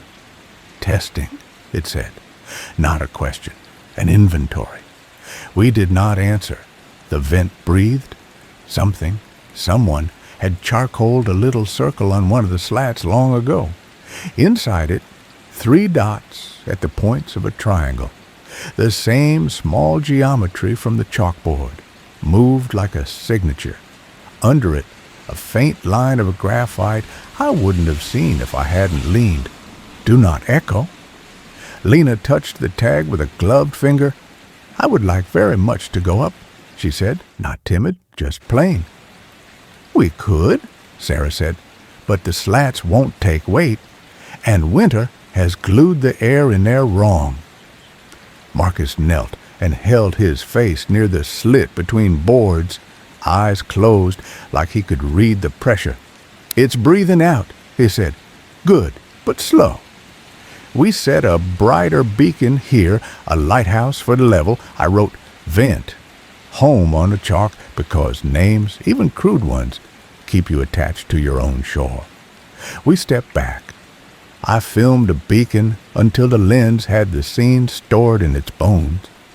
We tried one more side cut, a modest corridor that promised no drama. It offered a small room lined with wooden bins or samples stenciled with letters, a desk with a drawer that protested like it had been waiting for the correct hand.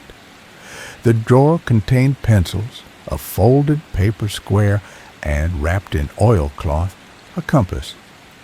I unwrapped it and felt an odd tenderness in my thumb. The needle moved the way polite animals move when they aren't surprised. It settled north as if nothing was wrong, which gave me an odd faith in the part of the world still made of magnet and sky. Keep or borrow? Lena asked. Borrow, I said. Return later. We leave the world as we found it except for the calories. Sarah unfolded the paper. A hand map. Crisper than the blackboard, dated 98. It traced a route from the main adit to something labeled glass room in tidy print. A warning in the margin. Mirage cut returns you. Take the wrong right to get the right left. I felt the words sit down inside me like a stone joining a pile it liked. Mirage cut, I said. Left fork? That explains the bend back. Take the wrong right to get the right left, Lena repeated. I hate clever directions. They hate you back, Marcus said, and there was a sliver of humor in it, and all of us breathed easier because living can afford a joke sometimes. We returned to the chalk room with our new map and set it beside the board. The beacon pulsed like a lighthouse that knew its own radius. We took inventory, markers intact, rope smooth, lungs cooperative, voices still ours. The voice didn't call us here. It felt like maybe, just maybe, it preferred we do our homework first. On the way out the drift, the world performed a small trick I almost admire. We reached a junction we had marked 3. Our arrow pointed right. The compass agreed right was northeast. The chalk on the wall, the older hand's arrow to vent, now pointed left. We stood. We considered the ways a person can be wrong and the ways a place can be right for itself. It edits, Sarah said, not distressed, more impressed. Or we see what it tells us to see when we're in a particular mood. Either way, Marcus said, we go where our own marks lead. We did. The mind allowed that correction without scolding. The chalk room took us in and sent us out again as the day thinned toward its blue hour. At the yard, the chain gave us its small, not quite chime. The head frame kept its place. The sky provided its cold page. Back at the office, our heater returned us to human. Sarah laid the 98 map flat and weighted the corners with batteries.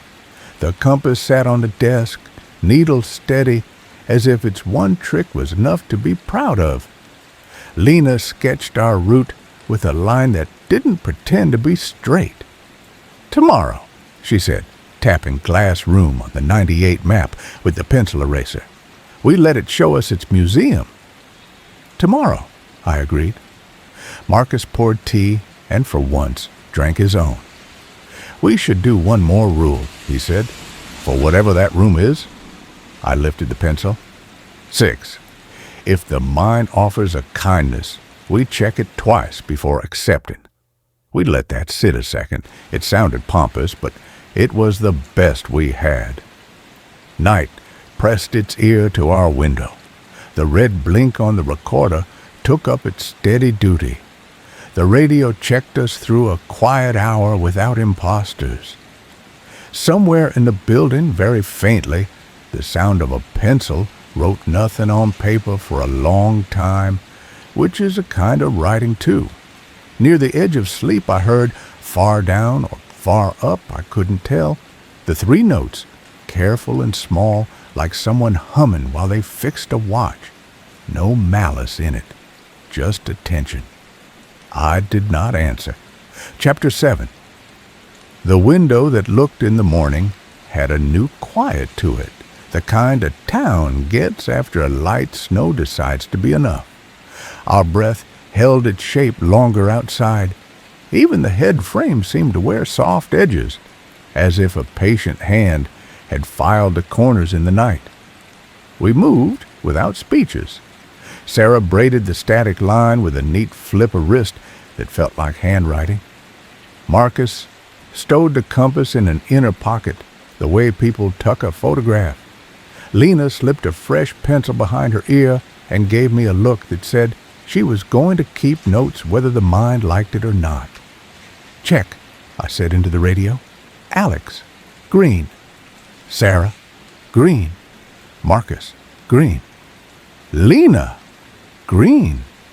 And I remembered snacks. So I expect applause upon our triumphant return. The chain at the yard gate made its small, withheld chime. We didn't ask it questions. Inside, the drift received us with the neutrality of a road. The chalk room waited exactly where we left it, beacon a patient glow. The blackboard chalk dust bright as frost in our beams. I put my palm to the cradle and felt the woods calm as if it knew the names of our bones. Wrong right for the right left, Lena said, tapping the 98 map with one finger. We'll aim to be cleverly stupid. Careful, clever, Sarah said. She clipped the 3rd breadcrumb line to the anchor like she was lacing a corset for a patient who might stand unexpectedly. We took the same left as yesterday. Watched the drift think about looping us, then, at the kink, took the wrong right that the map insisted would become the right left. Our boots wrote fresh grammar on the dust. The air had a new taste, stone and water, with a sweetness, like the faintest memory of wood smoke on a wool coat you put away in spring and open in winter. The corridor narrowed to a shoulder-width pass, timber kissing backpack, then widened into a low corridor whose floor glittered with a skin of captured drip. We moved on careful feet, feeling for friction through rubber. Every 50 meters the beacon blinked to itself, a private lighthouse for a coastline that didn't need saving. Somewhere deeper, a faint ticking that wasn't water, more like glass cooling in a deserted studio. At an unmarked bend, my lamp found something that kicked my pupils wider. The walls shifted from dull gray to a milky depth. Quartz veining thickened into sheets. The whole corridor began to carry light like a vein carries heat. We weren't bringing illumination anymore. We were borrowing it. "Glass room?" I asked, too softly to make it an invitation. Sarah lifted her beam and let it ride the surface.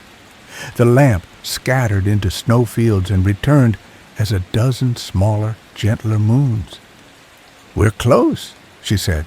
"Light behaves here." Marcus slowed. The lines at the edges of his eyes did a thoughtful thing I'd seen once when he found a clean vein of ore in an old photo. "This was a pocket," he murmured. "Crystal grew slow, undisturbed. Men cut around it because good rock like this keeps a roof honest." We turned one more corner and a room named itself. It wasn't big. It felt big because the walls were faceted, each plane holding a version of us and sending it to the next. The ceiling arched into a dome where quartz clustered like frost that had decided to take its time. Our lights went up and the room returned them in a choir of quiet answers. You could see your own lamp a dozen times over, a constellation you hadn't earned. The floor had been leveled in a pleasant down-home way, boards laid side by side as if someone wanted to keep boots off the stone. At the far wall, a rectangle of slate leaned on a crate, as if the miners had meant to bring a blackboard down here once more and never found the breath. "Yes," Lena whispered, the syllable fogging and hanging like a small cloud. Okay, I can like this." We stood there and let our shoulders release. It's hard to be afraid when the rock itself chooses to be beautiful. I set the camera carefully on a flat board and shot a slow circle, not greedy, letting the lens collect a sample of the light. The microphone drank the small sounds, the rub of rope sheath, the soft complaint of leather, the modest, persistent breath of air along the crystals. On the floor near the slate, someone had left a line of chalk marks years ago, a tidy arrow, a date, APR 1998, and below it, 3 dots, triangle. "Do not echo," the hand had added, as if a signature required a motto. Sarah knelt and rolled a portable mic out of its windsock, the way some people set bread on a table. "Room tone," she said. "I want to hear how silence sounds in here." We stood unusually still while the recorder did its work. In the quartz, I could watch our breathing in a dozen places, chest rising, shoulders dropping, the small shift of a weight from left foot to right. I had the oddest sense we were inside a watch, the kind that ticks only when it wants to be heard. The heater back in the office felt like a story I had told myself, the kind you use to go to sleep without making deals. "Testing," said the room. It didn't come from the doorway. It didn't come from the slate. It came from a plane of crystal to my left, where my lamp made a small universe. The word arrived not as air pushed by a throat, but as if the wall had caught the idea of testing. from somewhere else and decided to practice it, the way a child repeats a new word for the pleasure of its shape. We did not answer. My hands ached with the effort of not making fists. The crystal tried again, very gently. "Can you hear me?" The multiple planes gave the question a roundness it didn't have in the hallways. Each facet kept a little of the sound and passed the rest along until it reached the seam and hushed itself like rain at a window. Sarah lifted her hand and set a finger down on the wooden board like you would on a skittish dog's flank. "We're good," she said, not into the air, into us. "We remember our rules. We can stay a minute and take measure. We can leave a beacon if we need to be sure we don't forget where the door is." I etched a small arrow near the threshold with chalk, carefully not repeating the old marks. The rope hummed as if pleased to have a clean line to label. "Look," Lena said softly. "Careful."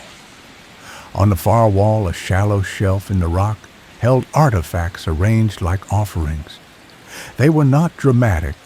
A tin of throat lozenges with a red cross on it, a miner's cap lamp without its battery, a pocket mirror gone brown around the edges, a little wooden bird carved with more patience than skill. The bird's beak had a nick like a smile. In the mirror, my lamp and face and the curve of quartz behind me nested like a set of bowls. "Gifts," Marcus said. His voice did a careful thing.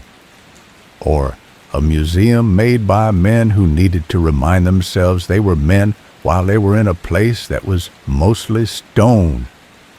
I filmed the shelf. The camera like the bird. The lens drank the bloom of light on the lozenge tin. The pocket mirror caught my movement, and for half a second I saw not me, but a slightly later me, head angled a fraction to the left, mouth about to form a word. I blinked, and the mirror returned to normal.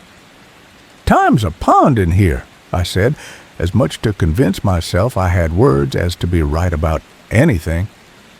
Sarah set a beacon low, one of the warmer ones, a soft, tea-colored glow that made the boards seem briefly like a porch. She placed the portable mic beside it and clicked it to a long take. The red light nodded and got to work.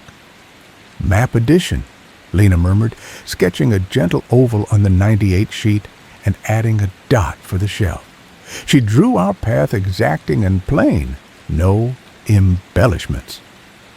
If we get turned around later, this becomes the only version of truth we trust. Marcus crouched near the slate and studied the faint scribbled ghosts left by erased notes. "They did math here," he said. "Tonnage and angle. Something else under it. Looks like a hymn? No. Just letters. Someone practicing a signature." The crystal near my left shoulder, my favorite facet by now, carried a sound not unlike someone testing the back of their throat before singing. 3 notes arrived, weak as a thread, and drifted along the wall planes until they found the corner. They didn't insist. They were the auditory equivalent of the bird smile. My body did the beginnings of its old answer. The tongue knows its shapes before permission. I shut my lips gently and counted to 5. When I opened them, I said to the team, and only to the team, "We're going to leave this room kind and whole. We're not taking anything but pictures and a compass that we already promised to give back, okay?" "Okay," Sarah said immediately. "Okay," Marcus echoed in his human way. "Okay," Lena said, writing "okay" on the map in tiny block letters, a contract with paper. We took one more slow rotation of footage. The camera loved a place the way a camera does when light decides to be gracious. The audio loved it too. Even my breath sounded like something you might want to know later. I turned to pack the mic and found the beacon's glow had softened. Not dimmed, softened, the way a room's lamp seems to lower itself when you're speaking quietly with someone you trust. "Thank you," Lena said into her scarf. "An accident, a human slip." She winced and looked at me like I'd caught her feeding the neighbor's cat. "It's all right," I said. "I think gratitude counts as talking to ourselves." The crystal offered us one last word, so light it might have been an error. "Here," it said. "Not I'm here, not canny." You hear me? Just the adverb that is also a place, the pointer you use when the map is too busy. We step back into the drift with our own small lantern of quiet, balanced between us. The mind let us go without tugging. The compass stayed honest, north tugging at its needle like a homebody. I chalked careful arrows getting out. No triangles, no patterns, only the necessary grammar of travel. At the chalk room, the cradle receive us, and the blackboard didn't change its mind. We coiled the line, we checked, we breathed. The whole return felt like walking a long hallway of someone else's house at night. Polite, not afraid, respectful of sleepers. Back in the foreman's office, the heater welcomed us with its familiar blue. The window plastic crinkled like applause from a small audience. We took off our harnesses and put them down gently, the way you would put a sleeping child into a bed you trust. The recorder blinked with the steady, petty dignity of machines that do their one job well. Lena sat and drew the glass room larger, adding a tiny bird to the shelf, a little rectangle for the slate. Sarah labeled the beacon color with a dot of pencil so soft you could miss it.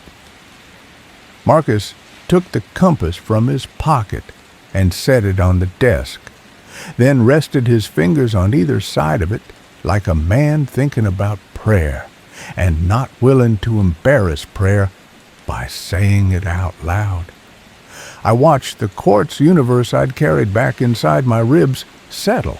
It clicked into place, not with fear, but with a careful satisfaction, like aligning a picture frame that's been crooked for years and only now admitting the wall didn't want it straight. The radio cleared its throat once politely. No voice followed. Outside, wind went about its business without letters. The room, our room, seemed pleased we'd gone, and pleased we'd returned as ourselves. When we played back the glass room audio later, after the stew, after the warm back of throat talk that only comes when nobody's trying too hard to be brave, we heard something we hadn't caught on the live listen. Beneath the three notes, beneath here, so thin you'd miss it if you didn't know what to love, a second, smaller word laid itself down in the braided sound the way a thread hides in cloth.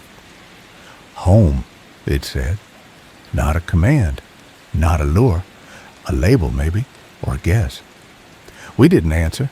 We let the word sit in the little box of the recorder and have its small dignity. The heater ticked once, and night went on being exactly as long as it needed to be. Chapter 8. The Ledger That Knew Our Names. Breakfast was the sort of meal you apologize to later. Lukewarm oatmeal, a square of chocolate negotiated like a treaty. The town had the rested hush of a patient that survived the night. Sarah drew a tidy box around glass room on our paper map and added a little halo. Marcus folded the 98 sheet along its original creases, smoothing a thumb over the word home as if paper could benefit from reassurance. Lena stacked spare batteries into two neat towers and set the bird she'd sketched yesterday in the corner like a mascot. We returned the compass after one more day. Marcus said, mostly to the object. Then we stop borrowing and only visit. Copy, I said. The compass's needle looked like honesty in miniature, stubborn and useful. I felt a mean little fondness for it. We did a surface sweep before going down. The sky barely bothered with light. It just thinned the dark to polite. Frost had stitched new lace along the office window, a pattern like fern leaves arranged by careful hands. The school's bell cord hung straight as a plumb line, the end stiffened into a curve that remembered grip. On the porch of House 3, snow had filled the print of our boots halfway, making our earlier insistence look tentative. The world edits us fast. In the church, the hymnals waited with their gentle underlines. A draft moved through the vestibule like a person who didn't want to be seen leaving. On the way back, Lena tilted her head. Hold up, we held. On the white paint of the office door frame, low near the floor, 3 neat graphite dots had appeared since yesterday. Not a triangle, just 3 in a row. Small enough you'd miss them if you weren't looking for your own habits reflected back. Not mine, I said. The ridiculousness of needing to say it didn't make the saying optional. Could be from a cuff button, Lena offered, or a bored winter practicing. We mark it, Sarah said calmly, and drew a tiny box around the dots with pencil so light it looked like breath. Human annotation, if it moves, we'll know. We carried our gentle stubbornness down to the head frame. The chain whispered its almost chime, and we didn't echo it. Inside, the drift's air wrapped our faces with the authority of always winter. At the chalk room, the cradle met my palm like it had learned the shape of it. We inventoried ourselves the way we always did. Line, light, voice, lungs, Rule 1 written in the back of the eyes. Today, we test passed the vent, I said. No heroics. If geometry gets smug, we go home. Copy, from Sarah, already knuckling a tag through the breadcrumb line at exact intervals. 2-minute checks, then 1 at the turn. We threaded the wrong right, left that the 98 margin had trained into our feet. The drift behaved, reluctantly polite. At the louvered shaft, the air still breathed out, slow and disciplined. Someone, us, but not us, had touched the do not echo mark. The graphite looked smudged by a gloved knuckle. I filmed without zooming in, the way you film a bruise to prove it exists without interrogating pain. Past the vent, the mind changed sentence structure. Tunnels straightened their backs and the roof lifted. The floor picked up a central groove where iron wheels had earned their song. We moved beside it, so the sound in our heads wouldn't align too easily with the one it remembered. A small side cut offered the suggestive smell of oil. We let it pass like a conversation you don't start because you're too tired to finish it. At a marker, 7, painted white like a promise, a door waited. Not a full door. A half-height hatch set in timber, banded with iron, its hasp relieved of a lock sometime in the last 30 years. A brass plaque above it, dulled and gray, ledger room. Lena breathed a wordless little "oh," the kind reserved for cafes you find by accident at the edge of a storm. Sarah lifted a palm. Wait. We listened. The room beyond offered the same patient quiet as the chalk room, a heartbeat slower. Kindness? Marcus said, not sarcasm. Inventory. Rule 6, I said. We check it twice. Check 1, Sarah said, and panned her lamp over the jamb, the lintel, the floor at the threshold. The dust held no surprise shapes, just the soft eddies places get when time decides to walk in circles. Check 2, she added, and set the portable CO sensor just inside. It blinked its little green. Air, stubbornly boring. I pushed the hatch with 2 fingers. It yielded as if relieved to be asked.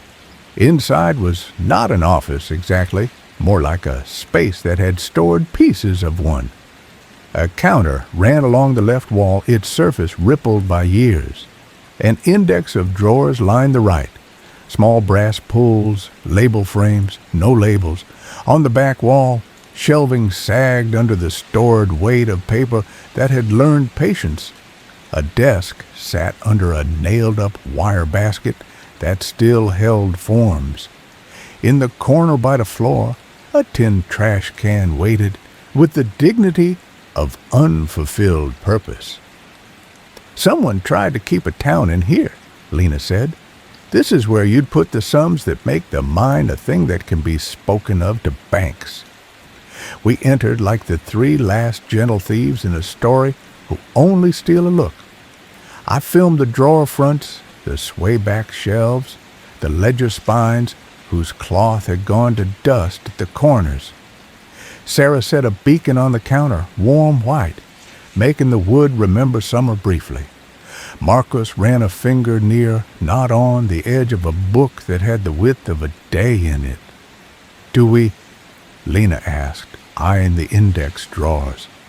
Her voice had the tone of a hand hovering over a bell. "Open one," I said. "Singular, no riffling." She chose middle, the fair drawer. The brass pull was colder than the rest of the room. It came out with an easy sigh. Inside lay index cards yellowed to tea, each with a name in careful ink. Abbott, J. Abrams, L. Acevedo, R. The ink was not as shocked to be read as I expected. It acted like ink that had always known its job. "Try M," Marcus said, and then gave a small rueful shake. "Sorry, vain of me." "Not vain," Sarah said. "Human." She slid open a drawer labeled M.A. and found a card. Martin E. 2 down, Marcus H. The name looked both inevitable and too on the nose. She let the drawer breathe, then pushed it closed gently. I tried A, because gravity had a sense of humor. Alexander, several, and then Alex, initials. The third card read, Alex J. Pay, added crew, deceased. A date below, September 1974. The room flexed around the card like a muscle that had forgotten it could. I put the card back. My hands had that odd, goose-flesh lightness that new snow gives to roofs. "Coincidence," Lena said from the doorway, tentatively offering us an island. "Names repeat. That's their hobby." "Yeah," I said, and didn't know if I agreed. Marcus unlidded a ledger that had swollen with the way winters fatten paper. The first pages bore tidy columns, numbers that added and carried across decades. Farther in, the hand changed, and dates began to stutter. 9, 9, then nothing, then a scrawl that made the shape of a word I didn't want to read. Listen. He closed it. We didn't argue with that choice.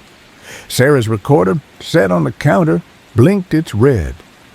It had been in rooms like this, church basements and town halls, places with ceilings that remember whispers. It made a modest little throat clear, a relay click we all knew, and then the air above the counter answered in a voice gentle enough to be forgiven. "Can you hear me?" it asked. We did not. From the shelves behind us, paper made the sound of thought.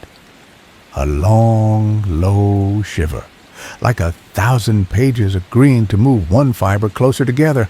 A pencil, no, a nail, tapped once on wood, testing pitch.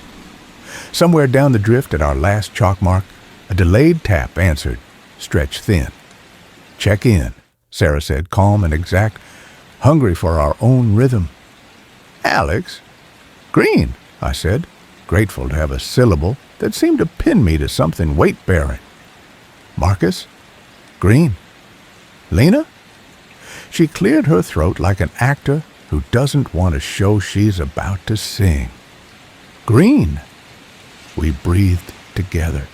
The ledger smell, dust, glue, a ghost of linseed wrapped our heads like a comfort that had stopped auditioning to be comfort and made it a career. I lifted a camera to the counter again and caught my reflection in the varnish. A stretched oval, the kind that makes anyone into a caricature. The oval smiled before I did. A fraction. A mistake. "We leave," I said, gentler than I felt. "We have what we came for." "Leave it as a room that can still be used by people who need it," Marcus added. We backed out with our own small choreography. At the threshold, the recorder heard something our ears missed. A voice, very small and wavering, the way a child practices a word into a sleeve. "Home?" It didn't ask. It tried the word out. The beacon's light softened a shade. I felt the old pull in my mouth to answer. I swallowed it, and for once, it didn't scrape. The drift received us like a hall after visiting hours. At marker 7, the white paint winked its tired wink. We passed the louver, counted breaths. With it, the compass's needle stayed stubborn. The chalk room gathered us and called roll with its beam. Cradle, board, triangle in the corner, check. "Surface," Sarah said. "T as Rule 7. "Rule 7, Lena repeated, writing TA on the margin with all caps certainty. Vital. Up top, afternoon had settled in the sad way winter afternoons do, already practicing night. The office welcomed us with its honest blue heat. I set the recorder on the sill and felt gratitude that didn't need an object. We hung harnesses, we rolled rope, we became animals that know how to sit. We played the long take while the water came up. The counter clicks, our breathing, the paper's low shiver. "Can you hear me?" In that almost friendly way. Then the smaller home at the door, overlaid on all of it, so faint it needed the kind of attention that forgives before it hears. A line written in pencil somewhere else about the same size as this room. "Can you hear? I'm home." 3 words, out of order, braided by lag and patience. What happens when 2 rooms try to say the same sentence at the same time? We didn't vote on it. We wrote a new line in the notebook anyway. 7.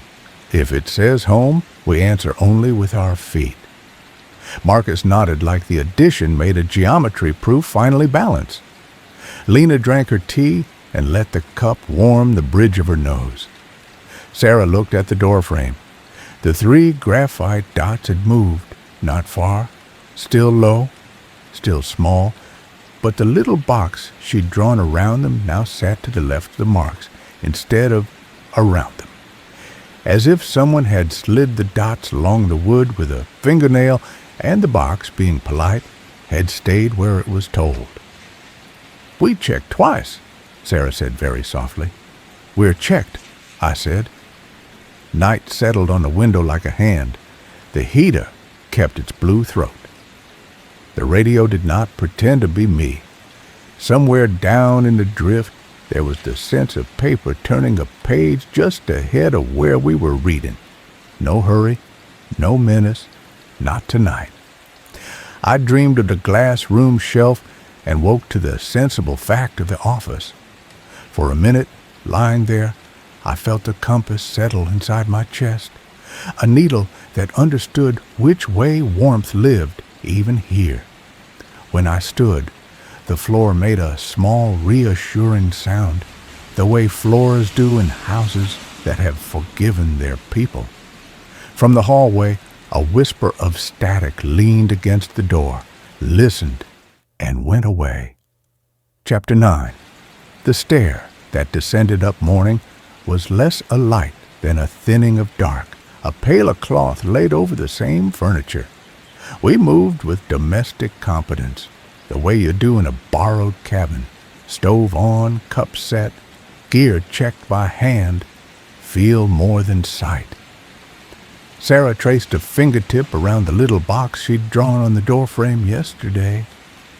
The 3 graphite dots sat outside it again, a thumb's width higher, as if the house had been practicing being taller.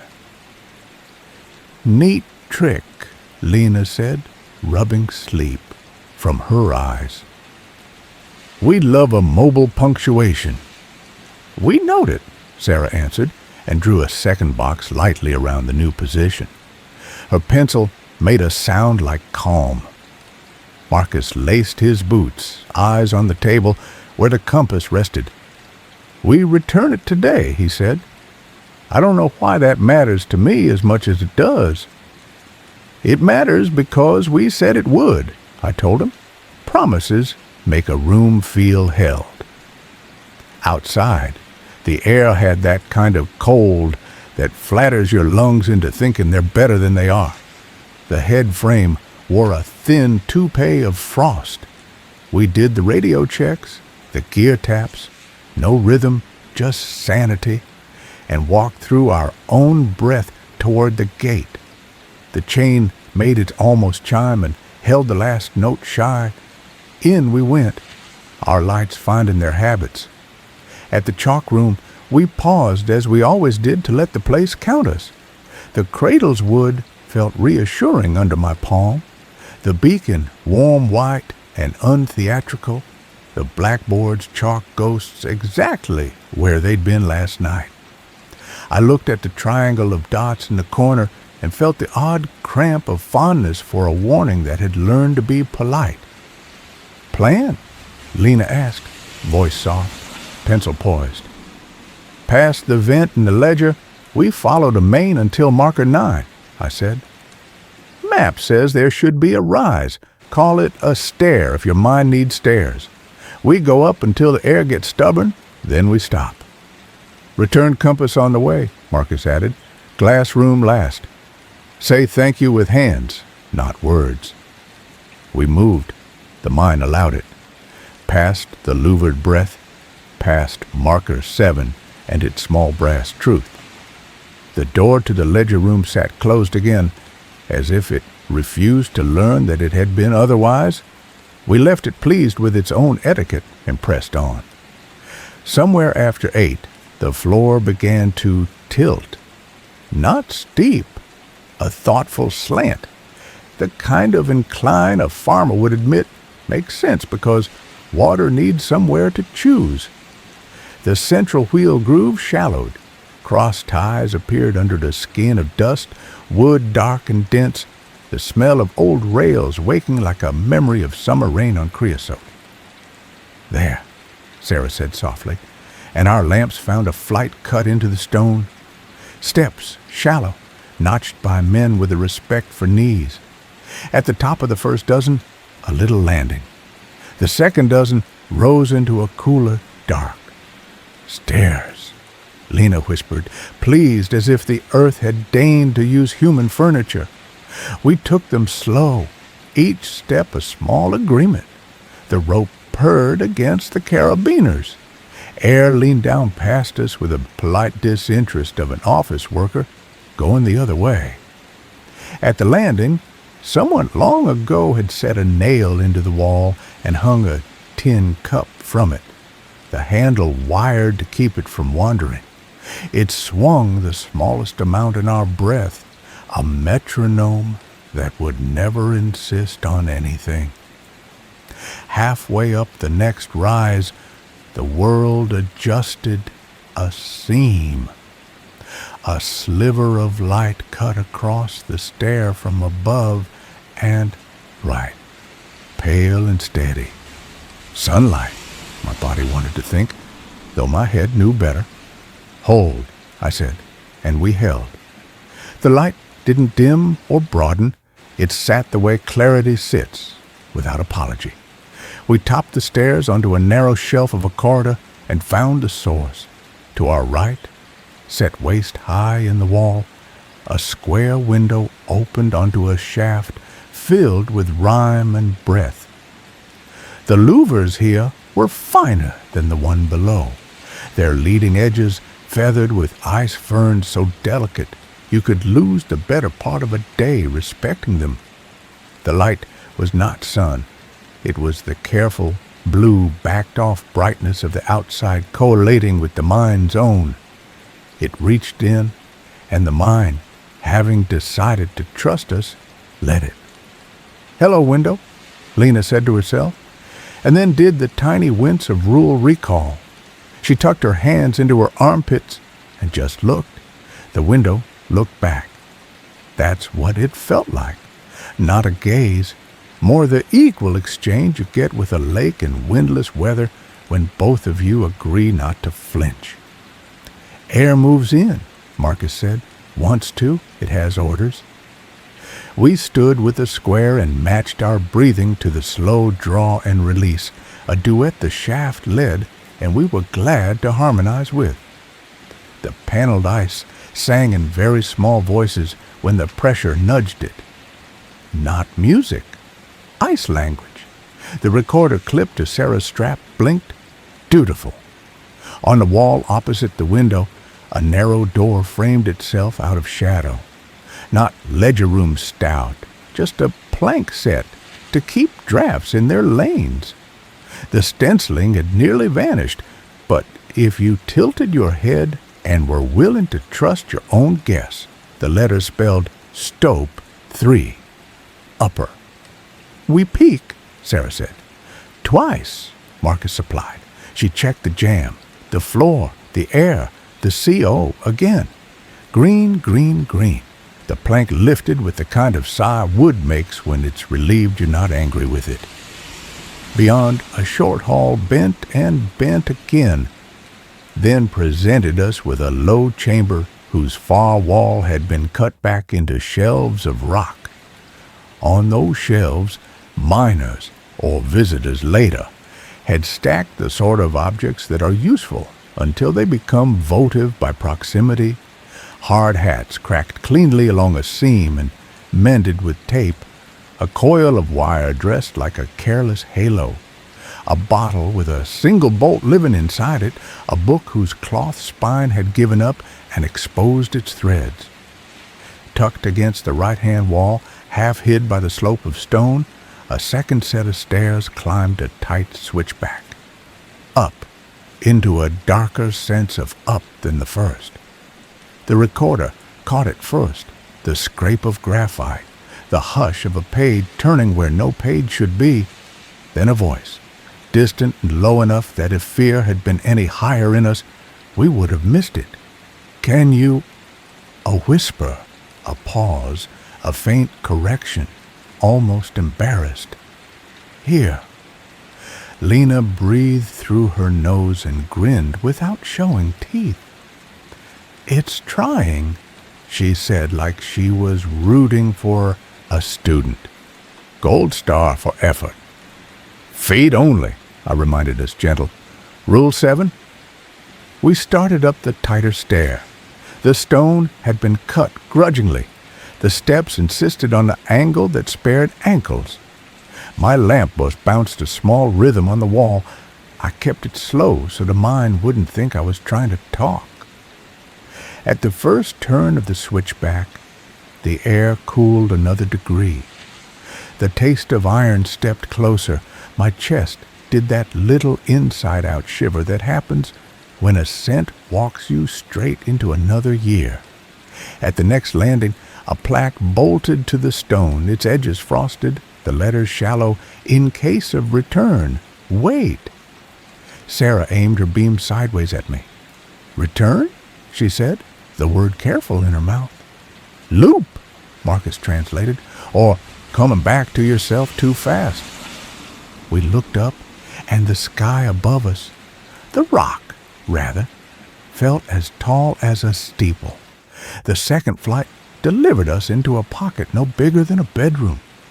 The ceiling crowded low enough that even I bowed my head in reflex. To the left, a gap opened into a narrow drift. To the right, a wooden door sat squarely in stone.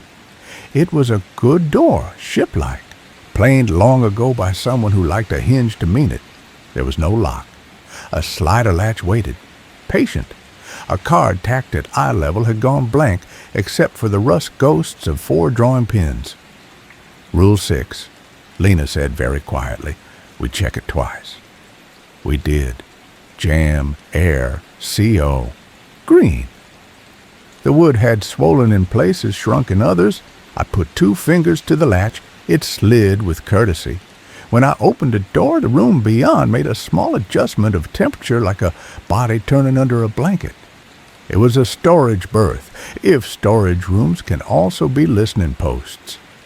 Shelves, yes. Bins with a few bolts at their bottom.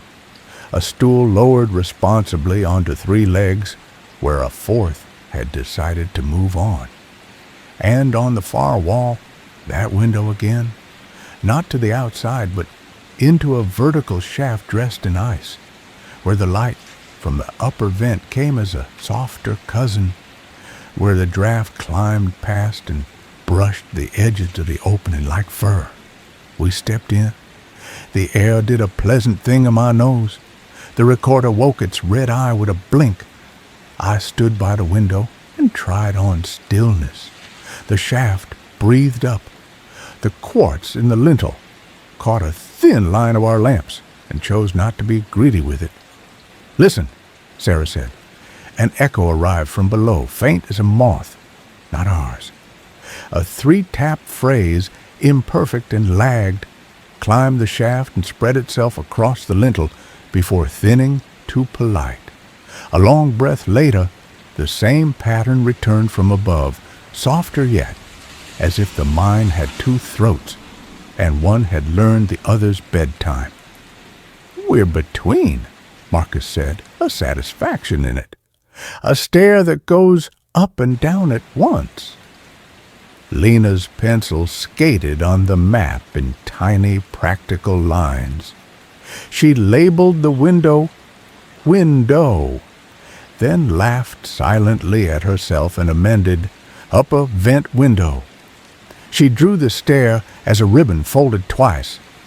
If we ever need to leave in the worst way, she said, I want to know where the air wants us. We stayed a minute. 2. The room liked us, or at least didn't mind that we leaned a little against its things. The stool held Lena, as if proud. I filmed slow, a circle that took a full breath and then another. The microphone sat on the shelf and took in subtle, the hairline chatter of ice crystals settling, the hush of air learning how to go around a corner.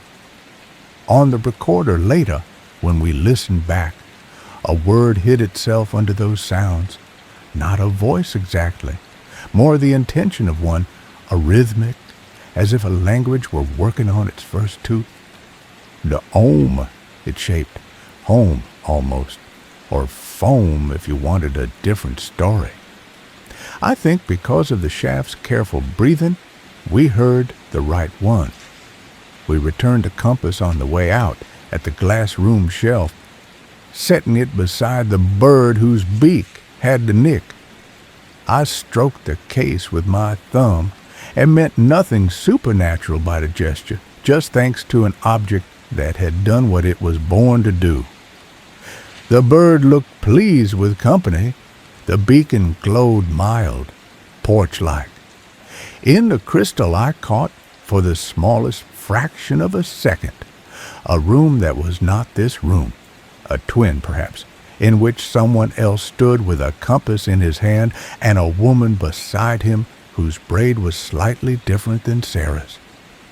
It felt like catching your reflection in a window at dusk and liking the stranger she's with. We didn't stay. Promises have weight, and we were learning to carry only what we could. At the chalk room, we did the small ceremony of touching the cradle once with the back of the hand, a greeting and a goodbye. The blackboard's ghost sums didn't add themselves anew. The triangle of dots in the corner, do not echo, hadn't moved. Our own arrows remained legible and useful, and ours. Up top, The office had become the most honest place I knew. The heater welcomed our reddened fingers. The window plastic creaked with a domestic mind. I set the recorder down and for a moment looked at it with the uncomplicated affection you give a dog that sits when you ask and surprises you by understanding context. We cooked, our stupidity proof. The ritual of stirring made the air warm, then edible. Tea occurred, Rule 7 executed to a chorus of relieved sinuses. Sarah labeled the new lines on the map with tidy print. Upper vent window, stairs, wait sign. Marcus, by the doorframe, glanced down. The graphite dots had climbed another inch. The first box sat lonely under them. The second straddled now the hollow where they were not. He didn't point. He just stood, then took the pencil from the shelf and, with a delicacy I would have associated with music, drew a third box around the newest position. Under it, he wrote, very small, still not answering. Lena chuffed, half laugh, half breath fog. I keep expecting them to spell hello in Morse across the room, she said. If they do, we'll nod, Sarah replied, mouth tugged, almost smiling. She laid the pencil down and looked at me. Tomorrow. Tomorrow we take the other drift off the upper stair, I said, just to prove to the stair that we respect both options. And if it bends back on us, Lena asked, then we listen for where the air wants us and we go there. We ate. We listened to the recorder's long attention. The upper window's breathing wrote a lullaby in 2 notes for us. In that ribbon of sound, tucked farther down than our speakers were eager to reach, the almost word came again. Om. The heater clicked, then answered in its own idiom, a blue whisper through a jet. We slept in shifts by accident, each of us waking to find the other 2 in ordinary configurations of rest. In one of those thin wakings, I heard my sister's 3 notes, gentled by distance until they were only the muscle memory of song, and for the first time in years, it didn't hurt to let them pass. They touched the room, they brushed the cradle of the chalk room in my head, they went up the stair and down again. They didn't need me. Near dawn, the local threadbare kind, the radio performed a miracle of discipline and stayed silent. The doorframe dots rose another hair as if practicing the concept of here in increments. The ledger room, far below, turned one more page without tearing it, and somewhere between the window that looked in and the stair that descended up, the mind rehearsed the same sentence it had been trying all along, bringing the words into an order that would make sense to both of us when the hour was ready. Chapter 10. The corridor that forgot our footsteps. By morning, the dots on the doorframe had inched up again, ambitious punctuation rising to meet a sentence. Sarah drew a 4th box around the new position, softer than the last, as if she didn't want to bruise the wood. Marcus looked pleased that wood still had opinions. Lena yawned like a cat and tapped her pencil twice against her thumbnail. No rhythm, just wakefulness warming its hands. Up a stair, other drift, I said, and the room accepted the plan the way a kitchen accepts the list on the fridge. We follow the corridor until it asks us to reconsider. Not if, Lena said. When? Sarah zipped the recorder into its padded sleeve, snug like a winter coat. Calm steady, 2 minutes. If we lose sequence, we stop and retune. The chain at the yard gate flirted with its almost chime. We didn't flirt back. The mind accepted us, with its familiar cool hand to the forehead. Chalk room, Cradle, wood warm beneath glove, blackboard uninsistent, triangle in the corner keeping its patient geometry. The beacon adrift in its steady tea-colored glow. We touched the familiar and moved on like people who remember to say goodbye to the hallway before leaving a house. At the upper stair, the tin cup trembled with our breath and then composed itself. We climbed. The sign on the landing, in case of return, wait, stayed watchful. In the pocket at the top, the good door we'd opened yesterday sat closed again, proud of its hinge. We ignored it. This time, left at the little gap where the stone let a narrow drift decide to be a hallway. The corridor behaved at first. Shoulders brushed timber, then opened stone. The groove of old ore carts rode the floor center, and we hiked beside it as if escorting a tired animal. The air tasted more mineral, less winter. Every 50 meters, the warm blink of our breadcrumbs. Marcus's lamp passed across a mark on the right wall, faint chalk, a simple X, not ours. We filmed it without commentary in case commentary would feel like agreement. Check, Sarah said into the net. Sarah, green. Alex, green. Marcus, green. Lena, green. And I have a granola bar haunt in my front pocket. I am choosing not to eat it. Heroism noted, I said. The corridor bent, open-mouthed, and widened into a space that had tried to be a room and decided against it at the last minute. On the floor, a scatter of broken roof boards, an old jacket, bitter as iron, a lamp bracket that had shrugged off its bolt. In the corner sat a small crate with dovetailed joints like a violist's wrist. The lid had been pried and not nailed back. Inside, wrapped in waxed paper gone brittle, 3 cloth bags labeled with numbers. Not price. Weight, maybe? The bags were empty, flat as habits retired. Someone meant to take them home, Lena said, then didn't.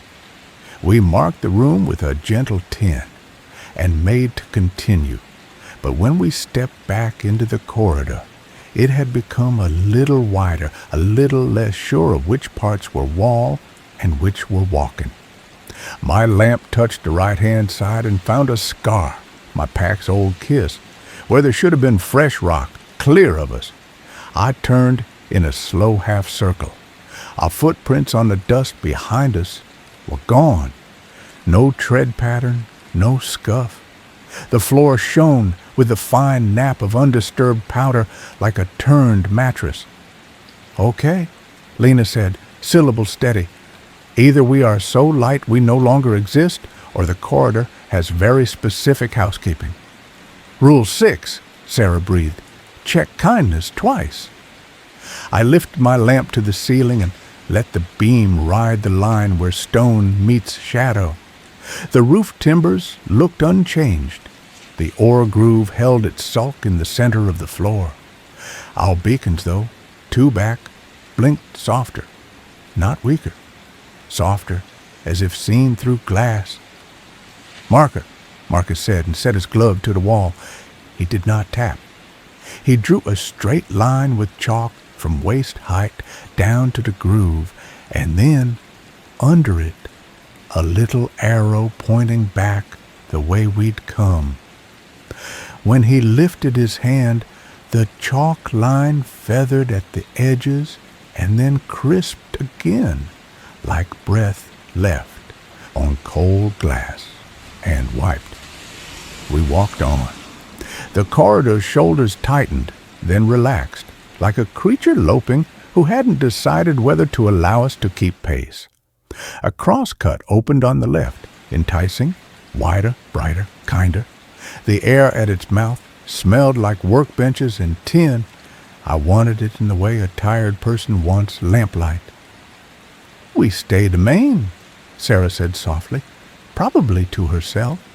We did, and the mind thinned the air in front of us by a hair, the way a person steps politely aside and then changes their mind. A minute later, the crosscut reappeared on the right. Same smell, same light. The jacket in the almost room we'd marked 10 shifted positions in my memory, like a coat hanger with a sense of humor. "We are being walked," Marcus said. No bitterness, an old miner's observation about tracks and the thing that made them. "Check in," Sarah said. "Alex?" "Green," I said, and let the word weigh a full breath. "Marcus?" "Green." "Lena?" "Green. And if the corridor wants to choose dinner, my granola bar remains available for negotiation." The corridor tried one more time. It smoothed, brightened, and showed us a lantern we hadn't seen lit down here before, a miner's lamp, battery clipped to a belt hook screwed into the wall. The glass held a gentle glow like the very last life of a coal. No heat, no smoke, only the color of light held in glass. "I don't love that," I said. "Kindness," Marcus said, as if reminding himself. "We check it twice." Sarah's hand hovered, not touching. The CO sensor blinked green. The lamp's glow didn't measure. On my camera, it barely printed at all. I filmed, then lowered the lens. The glow diminished with the eye off it, like a shy child confronted with a blunt uncle. "Leave it," Sarah said, as if the lamp had asked. We walked on, past a damp seam that ran like a vein across the wall. My boot brushed grit, and the sound it made had the shape of my sister's 3 notes, the accidental kind, the way somebody closes a drawer and music comes out because the drawer is sitting near some hidden resonance. I felt the urge to answer in the hinge of my jaw and did not. The corridor stopped making sense a meter at a time. We'd pass a chalk mark we'd written, the line still sharp, the powder of it fresh looking at our feet. Then, a dozen steps later, find the same mark, thinner, older, as if we'd come by last winter and were walking our own patience.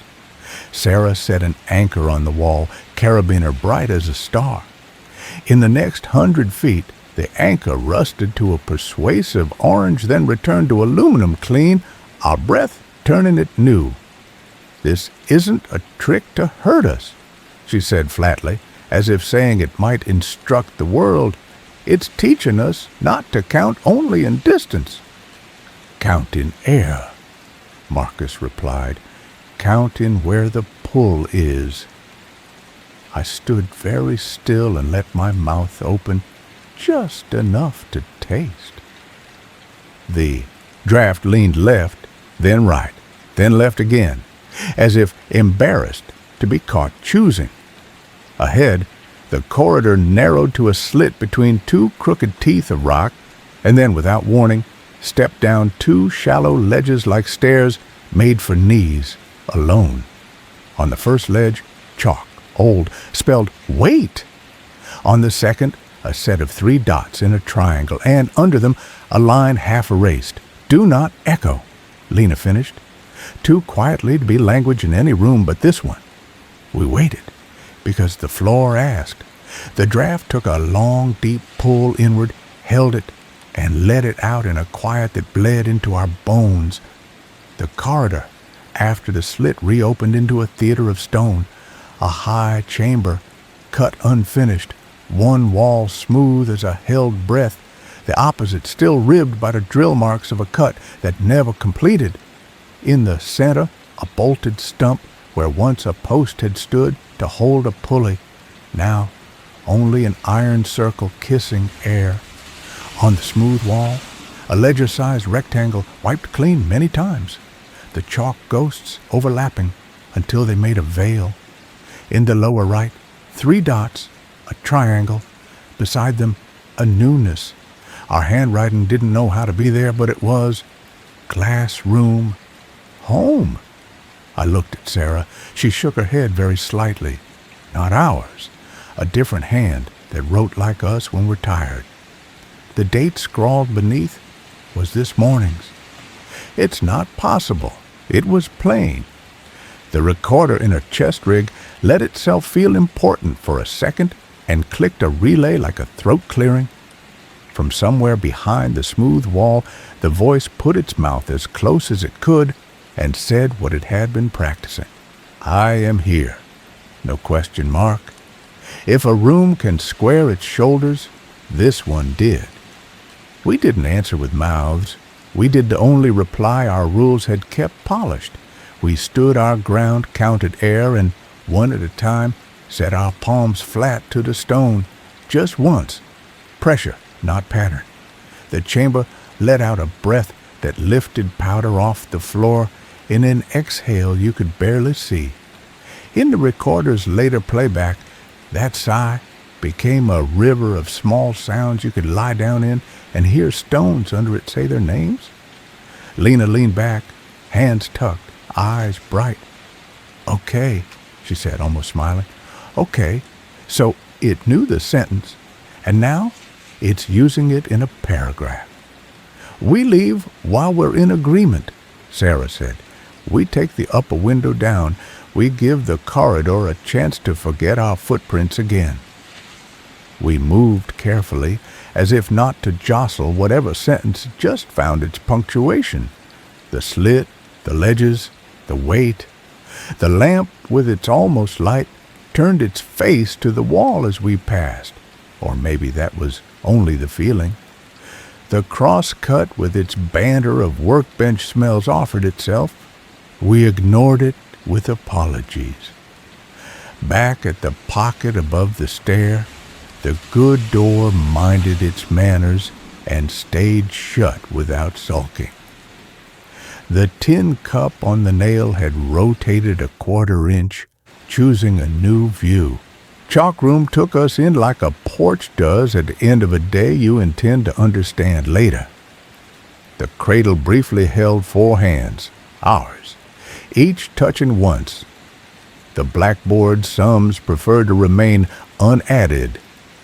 The triangle in the corner stayed where it had always been, warning by geometry, patient as a well. Up top, the dots on the office doorframe had climbed to the height of my knee. Sarah's faint boxes nested under them like steps a child draws to prove a house has a way up. Marcus stood there just long enough to count breaths. He didn't draw another box. He picked up the pencil, then put it down. We ate. Tea earned its own small feast of praise. The recorder, when we played back the chamber's breath, surprised us with a gift we'd been trying not to ask for. After I am here, a second voice, almost identical, offset by a measurable lag, a few fractions of a second, like a hallway working out its echo responsibly, said bravely, "You are." Lena stared into her mug like reading leaves. "That'll do," she said. "That'll do for a thesis statement." Night lowered its hand over the window. The heater, loyal, kept its blue story going. From the hallway, faint as frost on glass, the sound of pencil on paper practiced 3 letters. We didn't hear them then. Later, on the recorder, we heard H-E-R, and the line give out with the tiniest crack, as if the graphite took a polite bow. We slept early, not because we were tired, but because the room was. It had done enough learning for a day. The dots on the doorframe rested where they were, like a ladder that had decided to watch stars instead of climb them. Somewhere below, the corridor forgot our footsteps again. For us, a kindness. Chapter 11. The mirror that wrote back. The morning came in thin as tracing paper. The heater's blue line sounded like a pencil kept sharp. Sarah checked the recorder with the same gentleness you use with a sleeping child's hair. Marcus set a mitten on the door frame dots without touching them, a benediction at knee height. Lena produced her granola bar, broke it in 4 with ceremony, and called it communion in a voice too soft for doctrine. We take the corridor's lesson and try the other way around, I said. Upper stair, ledger bypass, glass room last. If anything wants words, it gets footsteps. Checks, Sarah murmured, like counting stitches. Line, light, breathe. The chain offered its almost chime and kept the last note for itself. Down we went, chalk room receiving us with porch lamp patience. I touched the cradle once, the way you steady yourself in passing on a stair you trust. The beacon glowed tea-warm. The board's ghost sums stayed politely unsolved. We climbed. The tin cup watched us with dignified indifference. At the pocket, we let the good door be good and turned into the narrow drift that had first behaved and then pretended not to know us. The air had that faint, clean sawdust smell of circuits in weather. Our breadcrumbs winked, modest. At the almost room we'd marked 10, the jacket had shifted again. Sleeve closer to the crate, a casual reach practiced by objects that learned gesture from hands. Noted, Lena said, pencil poised. The coat has preferences. Farther in the corridor, tried a new sentence. It lifted a length of floor by a breath, enough that our thighs noticed. It shallow-breathed our headlamps into a softer cone, a kind of fog without water. Our voices thinned in the mic, as if distance had picked up our sentences and redistributed them with a different logic. At the turn where the lamp had glowed yesterday, something else waited.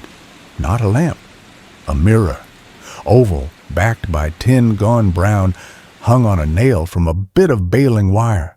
The glass wasn't whole. It wore its age like frost, silver, eaten away in ferns at the edges, the middle a pond that had learned patience. Where a lamp would have given, the mirror returned whatever we were willing to lend it. Rule 6, Sarah said. We check it twice. Co, honest green. Jam, stone, nail, steady. The mirror held the room without complaint. I filmed from an angle that kept our lamps from blinding it. The camera saw what an eye can't cheat past. Grain in glass, flaws in silver, hairline cracks turned into geography. I lifted my face into the pond and saw a man I knew, me, and fractionally behind him, a me echo, off by a sliver. My echo blinked a hair slow. When I swallowed, he swallowed. When my left shoulder rose to balance gear, his right did, considerate and wrong. It's offset, Lena murmured, like the corridor, like the you are yesterday. Marcus stepped beside me and let his reflection have a look. The second Marcus, a hair soft at the edges, wore his father's mouth for a blink, not cruelly, just without asking. He saw it. I saw him soften the same way you put a hand on a dog's back to tell it you see it. Feet only, he reminded himself out loud. We stared in that quiet. The mirror practiced with us. It tried small algebras, trading our angles across the surface, handing back combinations it preferred. When Sarah leaned in to check a nick on the tin rim, the surface offered her a braid slightly neater than the one she wore and a steadier mouth that looked like rest. She snorted, "Human!" The mirror fogged at the edges and cleared, embarrassed. Past the mirror, the corridor arranged itself into a little theater. 2 benches made of board set on stone pylons, facing a wall smoothed with a hand that had liked surfaces. On the wall, chalk marks like notes on staff lines. 3 dots, triangle, a line of block letters listing names, then erased, then pressed over with new chalk, our century's clumsy print. Names. I lifted the lamp and read them like you read a roster in a gym you didn't join but pay for anyway in case you become someone who goes. Ortega, Peters, Klein, Alex. Not me. A different one. The past. Loves our names, too. Below, in a newer hand, Sarah, Lena, Marcus. The letters were ours by form, not by intent. Our S leaned wrong. Our E forgot which stroke came first. A copy that had practiced polite and almost. "We didn't write these," Sarah said, neither alarmed nor soothed. The recorder's red eye blinked twice, a relay click and another. The wall took that as permission to try a word. "Here," it said, in the human key. We did not answer with phonemes. The mind knows grammar. We knew Rule 1. Instead, we sat on the benches like townspeople at a cross-tie meeting, hands flat on thighs, boots at a reasonable splay. The corridor folded its shoulders around us and stopped trying to be clever. It offered at last the straight road you give a tired friend when they ask how to get home. "Classroom last," I said softly. We returned the favor by not being greedy. On the way back, the mirror gave us an apology in its idiom. Each reflection came back true, no offset, as if it had decided fidelity was also a kind of conversation. I touched the frame once with the back of a knuckle. Not three, not rhythm. The glass breathed the tiniest crescent of fog and then let it go. The glass room had been waiting with its porch lamp on as promised. The beacon pooled amber on the boards. The bird on the shelf had turned its nicked beak a degree toward the compass we left yesterday, an arrangement that made sense to no one but the part of the heart that likes still lifes. The crystal took our lamps and broke them into kinder light than we brought. We didn't speak. We didn't need to. Sarah set the recorder on the board and clicked a long take. The red eye nodded. We let the room have our breath, and in return it gave us the weight of itself, a benevolent heaviness, like a blanket with beads stitched into it, draped just so. The mirror we'd found up corridor had a cousin here, propped against the shelf, a smaller glass, back silvered with tin leaf, edge scalloped in the fussy way of things that want to be loved by kitchens. It held the shelf and our shoulders and the room's patient geometry. The return was true, the offset gone. In the scallops, our lamps set tiny moons as if this cave had learned to keep its own sky. "Thank you," Lena breathed, then caught herself and looked at me, mouth already apologizing. "It's okay," I said. "That word's not for the room. It's for us." The recorder would later show something we didn't catch in the moment. Under the steady breathing of the room and the small ambient kindnesses, rope scuff, jacket fabric, chalk dust turning in a quiet draft, the word came in half, then whole, from two directions that met at the board like threads drawn by the same needle. "Home?" said below, quiet, rounded by depth. "You are," said above, thin and brave. The words overlapped by a fraction, enough to make a chord. We didn't hear it then.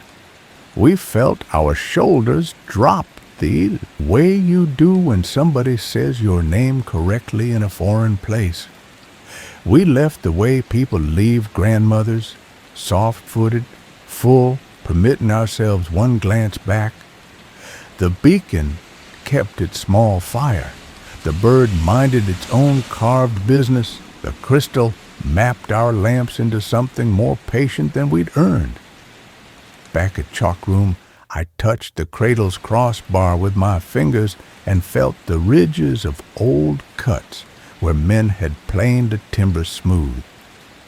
The blackboard had acquired a new scribble ghost, a long diagonal punctuation near the bottom right corner, as if someone had leaned a shoulder there and thought about writing, and then decided to wait. On top, in the foreman's office, the door-frame dots had climbed to mid-thigh. The boxes Sarah had drawn were beginning to look like a ladder the house had planned all along. She added another box gently, the graphite line more whisper than mark. Marcus set his palm to the wood once, pressure as answer, and turned away like he'd said enough for today. We ate, we drank tea, we listened. The corridor's mirror left us a present in the playback. Our earlier reflections, the offset ones, were there for a few minutes we knew we'd spent somewhere else. It wasn't a trick exactly. It was a reminder that being returned wrong once makes being returned right sweeter. Later, while we pretended not to nap, the radio whispered, without doing the human sin of pretending to be me. It gave a hiss like cloth smoothed on a bed, and then a simple, quiet check-in, in a voice that wasn't any of ours and also didn't masquerade. Green. We didn't answer, but all four of us, without planning, lifted our hands and gave the air the smallest nod, as if to say, we heard, as if to say, we are. Night practiced its lull over the window. Somewhere below, the ledger room turned a page without tearing it. The upper vent drew breath like a house with a patient downstairs neighbor. The dots on the frame slept where they were, having climbed enough for one day. The heater's blue ribbon hummed a line you could hum with without meaning to, and in that braid of minor domestics, tea dregs, the graphite shine on paper, the little scratch of wool on canvas, my sister's 3 notes came and went without making my mouth ache to answer. They arrived, they fit, they passed through, and the room didn't ask me to prove anything to it. For the first time since the road, I thought, maybe that's what home is when you stop arguing with the word. Chapter 12. The Page That Turned Itself by Morning. The dots on the doorframe had reached the low of my pocket. Sarah drew another light box, more suggestion than graphite, a way to say I see you without making a ceremony of it. The heater's blue line breathed a little steadier, as if the building had slept. Marcus stood with his palms braced on the desk and looked at the map as if it were a loaf of bread you judged done by ear. Lena set the pencil behind her ear and then, remembering the mirror, moved it to the other side, superstitious in the way we'd earned. "Storm," Sarah said, tilting her head toward the plastic window where the light had turned muffled. Snow worked a pane with the patience of a scribe. "We keep it shallow today. Ledger, then the chamber that learned you are. Glass room if time and the air agree." "Green," Marcus said, which wasn't an answer, but functioned as one. We geared up through a silence that had acquired the dignity of a comfortable old coat. The chain at the yard gave no chime at all. Snow swallowed its throat. Chalk room received us, porch lit and unassuming, the cradle warm under glove, the blackboard steady in its ghosts. I tapped nothing. We breathed, we went. The upper stair had grown a thin, glassy skin overnight. Our boots learned new manners. At the landing, the weight sign wore a lace of frost so fine it looked embroidered. We did not take that as an omen. We took it as winter minding its business. At the pocket, the good door to the window room shifted against its latch and then settled, like a sleeper, finding the cool side of the pillow. The corridor tried one of its old habits, widened, softened the lamp, offered a side cut that smelled like tin and stories, but it did so shyly, as if not to insult our memory. We passed the mirror, and it chose honesty the first time. The benches at the wall of names sat as they had, our borrowed letters still nearly ours. On the floor by the benches, a scatter of chalk dust looked fresh as spilled salt. I held the lamp low and saw 3 small dots in a row, not a triangle. Learning, ledger first. The half-height hatch admitted us with the same polite sigh. Inside, the air felt thickened with paper's patient breath. The index drawers waited like a choir that knows its part, but doesn't presume a solo. We didn't touch them today. We set the recorder on the counter and let the room pronounce its own name to itself. It did, in the way of rooms that hold town shape. The threadbare sound of pencil on card, the hush of pages turning without human insistence, then small, because small is how you keep trust. The practiced word arrived. Home, it said, not question, statement. The recorder marked a tiny spike, then settled. We didn't answer with mouths. We answered with the ritual of not taking anything, of straightening a ledger's edge to align with the shelf, of leaving the hatch a fraction more closed than we found it so the air would not work harder than it wanted to. At the chamber with the smooth wall, time had tidied in our absence. The chalk rectangle looked newly wiped. The veil of old sums had softened to gauze. In the corner, the triangle's patient geometry sat like a paperweight. Sarah stood with shoulders squared and set the portable mic on the ledge, then stepped back the space of one breath. The wall didn't rush. It waited until our lungs had matched its rhythm again. Then, as if finishing the sentence it had started yesterday, it gave us the last word. Here. You are here. 2 words with so much walking between them. We didn't add the subject, it added us. We left that chamber early, not as retreat, but as punctuation. The path back to the stair behaved. The mirror showed Lena with her pencil on the left, where she wanted it now. Marcus's mouth borrowed no one's. I met my own eyes and didn't look away as if there were a quiz. The tin cup on the nail at the landing had collected a single thin flake of falling frost. It rested in the bottom like a fish scale, bright for its smallness. We saved the glass room for after tea. There is a kind of patience that feeds a place as surely as coal once did. In the foreman's office, we warmed our hands around cups and listened to the recorder breathe out what it had been given. Paper hush, wall voice, the polite consonants of a mind learning to keep words where they belong. Storm lifting? Lena asked, peering at the window where the snow had softened its insistence and become confetti. Lifting enough, Sarah said. We can visit. We took our quiet back below. The glass room met us with that mild, hospitable glow, the kind you recognize in kitchens when somebody has kept a light on because they knew you'd want to see the shape of the table before you sit. The bird on the shelf had not moved. The compass kept its needle.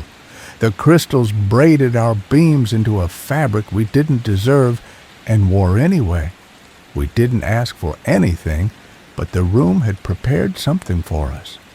On the slate, erased and re-ghosted so many times it was more weather than writing, a set of faint diagonal lines slanted gently upward. Not tally marks, more like the accident of someone leaning. In the lower right corner, where the triangle usually made its quiet point, a new addition had found its place, a small, careful square, not a box around anything, just a square, the way a child might draw a window before they know about panes. Okay, Lena breathed, and the word didn't feel like language so much as the loosened knot in the middle of her chest. Sarah set the mic on the board and let a long take go. We sat our bodies on the boards and arranged our silence into the kind that listens without editorial. The room obliged us with its known repertoire. Air on crystal, distant drip counting, rope's small sigh, and then, soft as the turn of a page nobody's hand owned, a new sound arrived. Graphite on slate to our right. We turned our lamps and found no pencil. We turned them back, and the sound continued, a small, careful drag, then lift, then rest. The slate did not write on itself, but somewhere adjacent to this room and married to it by the way stone uses space, someone was copying a square with love. Feet only, Marcos said under his breath, like a reminder to an old injury not to flare. We listened until the graphite wrote its last short line. The mic caught the breath that followed, pleased almost. Then the room, having delivered its gift, returned to its porch-light patience.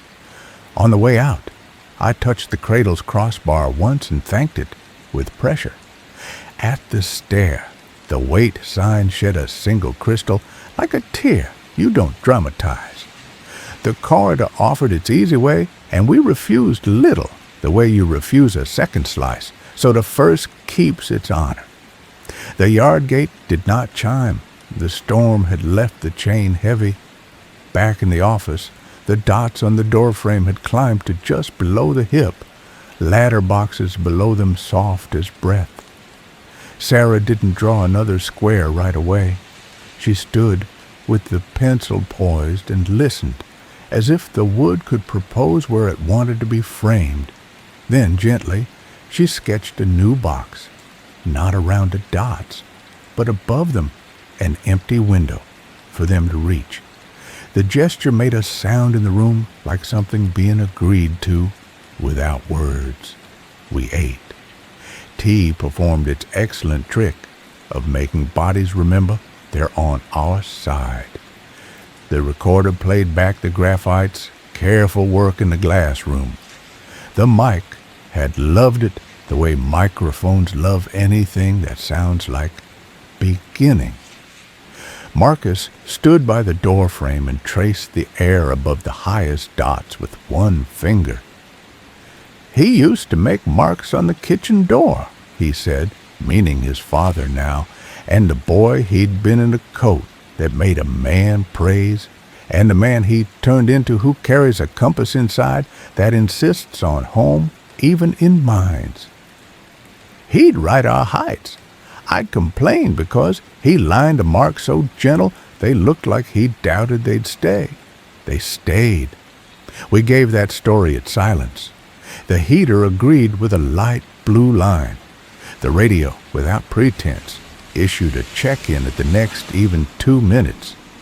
Green, it said, not pretending to be any of us, just reporting. We didn't answer. We lifted our hands again, unplanned, a greeting at knee level, hip level, window level. The dots on the frame did not move while we watched. Things seldom do when observed honestly. It didn't matter. The wood knew we were taking attendance. Near sleep, the storm made a small apology on the plastic, one last rattle, then peace. The room's sounds braided, heater's hush, our breath, the recorder's soft heartbeat, the pencil placed carefully on the desk's edge by Sarah's hand.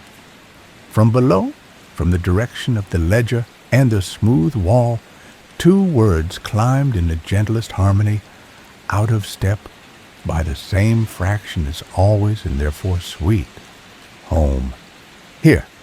No question, no test, just a page turning itself where we could hear. Chapter 13. The ladder, the house, was building. By morning, the storm had gone off to practice on some other roof. The plastic over the window lay still, pale as the inside of a seashell. The heater's blue line hummed a contented vowel.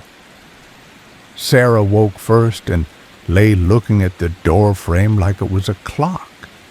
The dots had climbed again, an inch, maybe 2, resting now where a palm might hover if you were promising not to knock. She didn't draw the next box, not yet. She set the pencil on the desk with ceremony and warmed her fingers around a cup. Green, I said to the room, because sometimes inventory is a prayer. Marcus touched the map's corner, not to hold it down, but to tell it we were still in its care. Lena stood, stretched, and made the smallest face at the ladder of boxes. If it reaches the ceiling, she said, we're putting a star on top. I don't make the rules. Rule 8, Sarah said mildly, flipping to a new page in the notebook. She wrote it with a soft hand. If the house builds a ladder, we don't rush to climb. The chain at the yard offered half a chime, and catching itself, went quiet. Below, Chalk Room breathed its usual porch warmth. I touched the cradle once, familiar pressure, no pattern, and watched that touch stop trying to be anything other than what it was. The blackboard's ghosts had not recruited new sums in the night. The triangle in the corner held its patient guard. Ledger? I asked. Ledger, Sarah said. Then the waiting chamber. Then we give the glass room what it seems to be asking for. What's it asking for? Lena said, pencil already poised. Squares, Sarah answered, and traced a small one in the notebook. A window. A mouth that chooses to be a window. Not to contain, to look. We worked the upper stair with the practiced respect of folk who've agreed to be as old as this place while they're in it. The wait sign wore a fresh sugar of frost. The tin cup slept on its nail without dreaming up a sound. The mirror in the corridor gave us the version of ourselves we woke with. No offsets, no borrowed mouth. The benches faced the name wall like they had never been used for anything else. A stray curl of chalk dust on the floor arranged itself into a comma when I exhaled over it. Punctuation was becoming a common language. In the ledger room, we didn't pull a drawer. It pulled us. Not a trick, more like a memory flexing. I found my hand resting close to M again, the way you rest a knee against a familiar table leg. Marcus stood with his back to the shelves, eyes on the index, as if watching a crowd leave after a meeting. The air had the scent of linen thread inside old spines. The recorder blinked and kept time. Paper sounded like paper. The room, after the interval it had learned from us, said its word. Home. It didn't ask if we could hear. It didn't dress itself in anyone's voice. It laid the noun down the way you lay a knife on a table, useful, not a threat, handle toward the listener. We left the hatch almost closed because almost is a kindness to air, and took our quiet back to the chamber with the smooth wall. The chalk veil had thinned. Near the lower right corner, beside the triangle that had spoken, "Do not echo in geometry for decades," a square now sat, twinned to the one the glass room had sketched yesterday. No box, trapping a mark. Just a square, careful, like a window drawn onto a window. I could get fond of this, Lena murmured, leaning on her heels the way a person does in a museum when they find a painting that seems to like being looked at. We waited. The wall, polite, finished counting our breaths before speaking. When it did, the sentence landed with the ease of something that finally belongs to its own grammar. You are here. No test. No reach. The recorder's LEDs made a little eyelash flicker as the consonants fell into their slots. It felt like the room had stopped requiring us to hold up one end of the conversation. It could speak, and we could listen, and both jobs were dignified. We didn't try to improve it with our mouths. We spoke with souls and pressure, the old liturgy. A hand once on stone, weight shifted, Heads tipped. Then we left while the sentence still sounded new. The corridor let us go without negotiating. The mirror returned us in true. The stair held our weight, step by step, the way trust does when it's earned. Chalk room took us in. The cradle's wood sat under my palm with the temperature of a familiar banister. Up top, we brewed tea because Rule 7 was starting to resemble a family tradition. The steam rode its brief clouds. The window plastic clicked as the sun, distant and blue, tugged at it. Sarah unsnapped the recorder and cued the long take from the smooth wall. Hearing "You are here again" put a tide into the room that nothing contradicted. "All right," I said when the cups were half empty and the air had settled. "The glass room asked for squares. We'll bring a slate of our own. We won't write words. We'll draw one window beside its window and then leave it alone." "No triangles," Lena said, attempting a joke and only half needing it. "No whistles, no tapping. God forbid we demonstrate an enthusiastic circle." "Noted," Sarah said, with the voice she used to coax truth out of equipment. She tucked a cheap schoolroom slate into her pack and 2 pencils blunt enough to be harmless. Back below, the glass room received us the way porches do when you come barefoot from damp grass. A little surprised, mostly pleased. The amber beacon gave the boards a false warmth that my body still believed in. The shelf sat like a lyric, bird, compass, tin of throat lozenges with its red cross, a little bottle with a bolt in it. I angled the camera so its lens could memorize each ordinary thing. Sarah set the school slate on the floor near the room's own larger one. She didn't place it against anything. She gave it its own square of air. Then she drew a square on it, 4 lines that did not quite meet in perfect corners, because her gloves had become part of who she was here. We didn't make a ceremony. We stepped back and folded our hands without intending to. At first, the room gave us only the music we already loved, air along crystal, a quiet drip stitching from some dark seam, rope moving across a carabiner like a brush over canvas. I filmed slow, letting the lens be humble. Lena's pencil hovered, not writing. You can take notes with your eyes. A new sound arrived so gently we almost didn't know when it began. Not graphite, not chalk. A soft, glass-on-glass whisper. I turned my lamp and found it. At the edge of one quartz plane, a film of frost had grown and was shrinking as our breath warmed the air. Retreat, leaving a tiny square clear behind. A bright window opened in ice. It wasn't writing. It was proof. "Okay," Lena whispered, so unlanguaged the recorder would later treat it like fabric.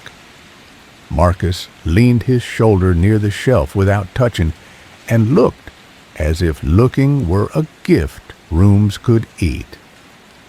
"My father," he said quiet, so the sentence wouldn't have to work, "used to scratch a square on the kitchen window with his thumbnail when the frost came," he said, "so we can see if we want to be inside or out. My mother would pretend to scold, then she'd look through. We let that run its warmth through the room. The slate remained a slate with one drawn square. The frost window held. The voice, no, not voice, the room's decision to shape air into certainty arrived from the floorboards by the beacon. It lifted through the board's grain like speech through sleep. "Welcome," it said. That word had not been in the miner's logs.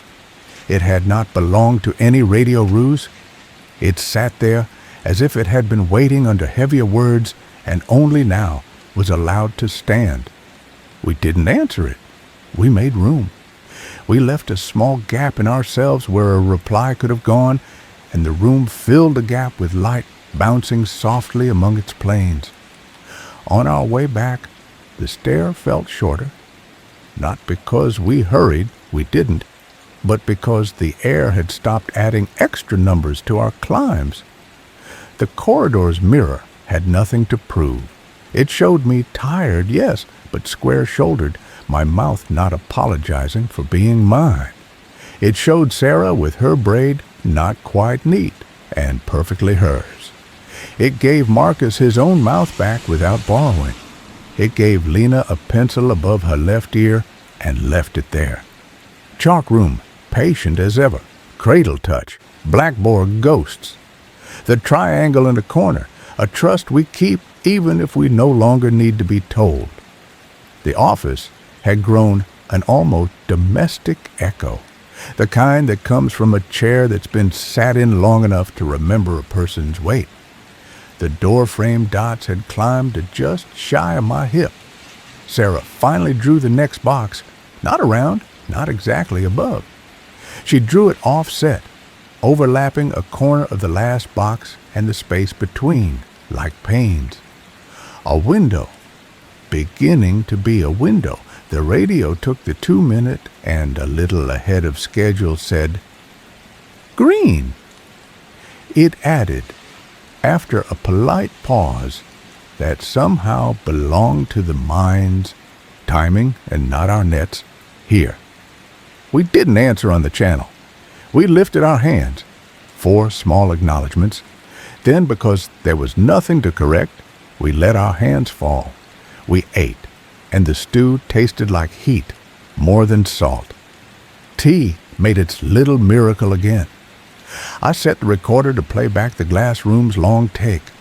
The square of melted frost sang its quiet note. The word "welcome" came up like a buoy in low water and rocked without capsize. Later, with the lantern turned down and the heater drawing a fine line in the air, I sat with my back to the desk and watched the door frame in the dim. I thought about ladders. I thought about how a child grows into marks, how a house grows into the people it keeps. The dots didn't move while I watched. You can't ask a seed to sprout under your gaze. But something in the wood, sugar, sap, memory, felt attentive. From below, the smooth wall finished its sentence one last time for whoever wanted to borrow it. From the ledger, a page turned its careful length. From the corridor, the mirror let a moth try itself against the glass and not be harmed. From the upper vent, breath, steady. And then, because that's how a day ends in a place that's learning your names without stealing them, the mind gave us the 3 notes, not as a lure, not as a test, as a lullaby. They rose, they drifted, they folded away. I did not answer. The answering was already happening without me. Chapter 14. The door that waited to be knocked morning wore the pale of old paper. The heater ran its blue underline beneath everything we said. The dots on the door frame had crept to the level of the latch, polite height, as if practicing the idea of a visitor with manners. Sarah didn't draw a box. She held the pencil above the wood, waited, then set it down and let the moment be unframed. Plan? Lena asked, voice wool soft. Ledger, then the chamber, then a long loop, up a vent to mirror to benches, home by glass room, I said. If the corridor gets forgetful, we feed it squares. Marcus zipped his coat slow, like he was listening for a seam to speak. I'd like to stop by the locker row if we find it, he added. The map hints at it beyond the benches. Copy, Sarah said. She tucked a fresh card into the recorder and checked the spare batteries like a parent taking attendance. 2-minute checks, feet answer, mouths don't. The yard chain made no music. The world had swaddled it in cold. Chalk room received us the way porches do when you've earned them. Glow mild, cradle steady, bored not insisting on arithmetic. I pressed my palm once to wood, a promise without syllables. The triangle low in the corner stayed, a sentinel you nod to even after you've learned the path. The stair stepped us down into the mind's slower breath. The wait sign wore a crystallized edge that looked like a white moth had rested there. At the pocket, we let the good door sleep and turned toward the benches. The mirror on the way offered us true returns, an honest pond. At the benches, the chalk dust comma from yesterday had turned to a period, settled punctuation. On the wall, the roster of names waited without demanding to be read. I filmed sparingly, lens respectful. Sarah set a low beacon so the space remembered we were the sort who returned things to their places. Past the benches, the corridor narrowed, then carried us into a side way we hadn't taken. A ribbon of rock that unfolded into a short gallery of lockers, doors buckled at the corners, numbers stenciled in a font that the town favored because it endured. Many stood open, some sulked closed. On one, a tin tag hung by a wire loop, number scratched by hand, 173. Marcus stopped without ceremony. He stood with his lamp down so the light didn't crowd the door. His face didn't change much. Only the mouth settled into something gentler, as if a tight thread had been clipped. "You don't have to," I said. "I know," he answered. That was enough permission either way. He touched the latch once, no pattern, and it yielded with a tired courtesy. Inside, a jacket with one shoulder mended with shoe stitches, a lunch pail dented at the corner, a paper square thumbtacked to the inside of the door with a grocery nail. The paper had browned, but the pencil marks had kept their mind. "Can you hear?" Then a line broken, as if the hand had reconsidered mid-letter. Under it, small, steady block letters in a second hand, "Do not answer, even if you love it." Marcus didn't take the paper. He didn't read it aloud. He stood with his gloved fist on the door's edge and breathed in a way that taught my ribs a better posture. From the corridor, our radio clicked its little relay and then stood down. No voice. The mind had learned our checks. It waited for the ones we owed each other. "Green," Sarah said soft, right on time. "Green from me, green from Lena," her light tracing the numbered doors as if telling them they were still being counted. Marcus closed the locker and the latch agreed to be a latch. We moved on. The corridor decided to be a comedian. It brightened, softened, brought our own chalk mark forward as if freshly drawn, then arranged a kink that offered us two rights that felt like the same right. We took the wrong right because the 9-8 map had taught us the riddle of wrongs that repair themselves, and in 2 breaths the air turned sweeter, the draft choosing a direction like a weather vane that had made up its mind. At the chamber with the smooth wall, the thin veil of chalk had nearly vanished. The triangle watched from its corner, beside it the square. Above them, a faint curve traced itself, not a circle exactly, more like the suggestion of a pane dividing a window evenly, a crossbeam sketched by patience. We waited. The room didn't make us earn the sentence. "You are here," it said, in its careful voice, that had learned not to borrow ours. We stood with our palms against the stone, one by one, not to confirm it, not to bless it, just to share pressure with a surface that had worked so hard to find the right order for those words. On the way to the upper vent window, The mind tried a mild trick it couldn't resist. The mirror returned us offset by a fraction, enough to notice, not enough to frighten. This time, it felt like a question on a friendly test. We didn't correct it with our mouths. We squared our shoulders, breathed slower, and the reflection tidied itself as if relieved to be allowed back to true. The window room lay ahead like a lung learning a new rhythm. The shaft drew breath upward, cool and steady. Frost traced ferns along the louvers, and to the right of the opening, a patch of bare wood gleamed where the cold had polished it with attention. Sarah set the portable mic on the sill. The recorder blinked and went still, like a sparrow in a hedge learning the weather. The sound reached us before the meaning, graphite on paper once, twice. From the hall beyond the window, from some reasonable cupboard of air where the ledger's alphabet might keep its winter, a pencil wrote 3 letters, slow enough for a hand to love them. A-E-R. It paused.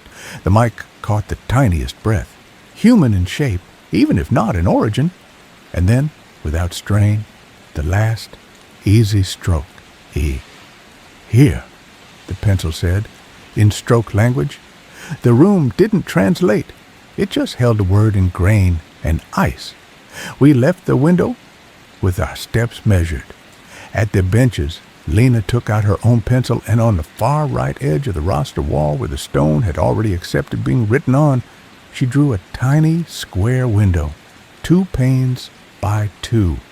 Not letters, not names, a picture of looking. Then she stepped back, hands away, as if from a hot plate. The corridor approved by not doing anything dramatic at all.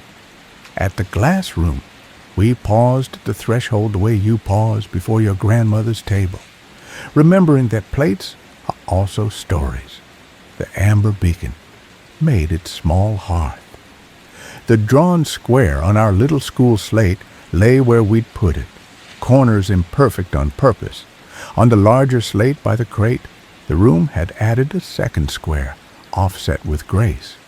2 windows, a little overlap. Panes suggested, not ruled. Sarah placed the recorder between the slates and let the take run. We didn't expect anything. The mind rewarded that. From somewhere under the boards, as if a story were being told in the floor joists, a voice we knew because it belonged to the town itself said, with the quiet pride of someone teaching an oath to a child, "Home, here." We didn't answer. Marco stood with his eyes on the bird with the nicked beak and said nothing to the air until his silence had the shape of gratitude. Sarah's shoulders eased, not relief exactly, more like a weight, had been persuaded it could be put down and still be found.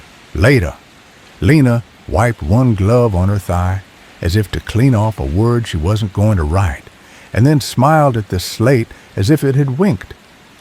We left on the slow path, letting the corridor choose how to be easy. The mirror gave back what we were. The weight sign kept its moth edge. The tin cup pivoted a degree, collecting a single flake at the bottom that flashed like a coin when my lamp brushed it. Chalk room again, and the cradle touch that had become part of how my hands remembered themselves. When we climbed to the office, the dots on the doorframe had stopped their ascent just under the latch, as if waiting for a cue. Sarah raised the pencil, then lowered it. "Not a box," she said finally. She drew 2 short lines, top and bottom, to make a little pane around the latch. A window that was also a doorknob, an invitation that didn't presume. The radio took the 2-minute mark. It gave us its simple report, green, then stayed companionably quiet. The heater wrote its blue note. We spread stew and tea across the table like a map of warmth and leaned our elbows on a desk with the entitlement of proprietors who know they don't own the building but belong in it anyway. Later, when we played the day back, the ledger room offered its steady home. The smooth wall, its "you are here." The window, its pencil spelling. The glass room, its "home here." There was one more thing the recorder had loved that we hadn't heard with ears. At the benches, right after Lena drew her little window on the wall, somewhere in the corridor's long throat, a 3-note whistle rose, not lure, not test, then answered itself late with the same 3 notes, a fraction behind, like a round begun by one voice and completed by its echo, learning to be a companion instead of a trap. We didn't speak to that. We let it be a duet with no applause required. When night found us, the dots on the doorframe stayed, courtesy itself. The pencil slept on the desk. The map lay open like a patient animal. Marcus took the tin of tea in both hands like a man holding the tether of something he'd brought back from a place that used to take things and not return them. Lena dozed with her chin on her collar like she was keeping a secret warm. Sarah turned down the lantern and stared at the latch a moment, eyes full but not wet.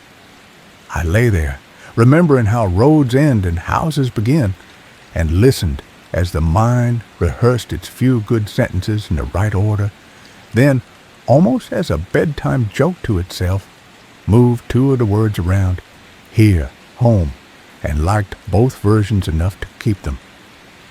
Chapter 15. The Night That Asked Permission. By late afternoon, the light had thinned to tracing paper again, a pale sheet laid over the same furniture. We did our domestic rounds. Stew reheated, mugs rinsed, batteries nested to warm in the sleeping bags like eggs. The map lay open where the desk used to be. The heater wrote its blue underline. The radio took its 2-minute duties like a watchman who neither likes nor dislikes the post. Green, then quiet. The dots on the doorframe had stopped just under the latch, respectful as parishioners at the rail. Sarah didn't box them. She stood with the pencil and listened, then set it down. "Enough framing for today," she said.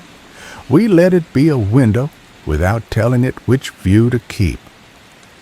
We ate like people who had learned the difference between hunger and habit.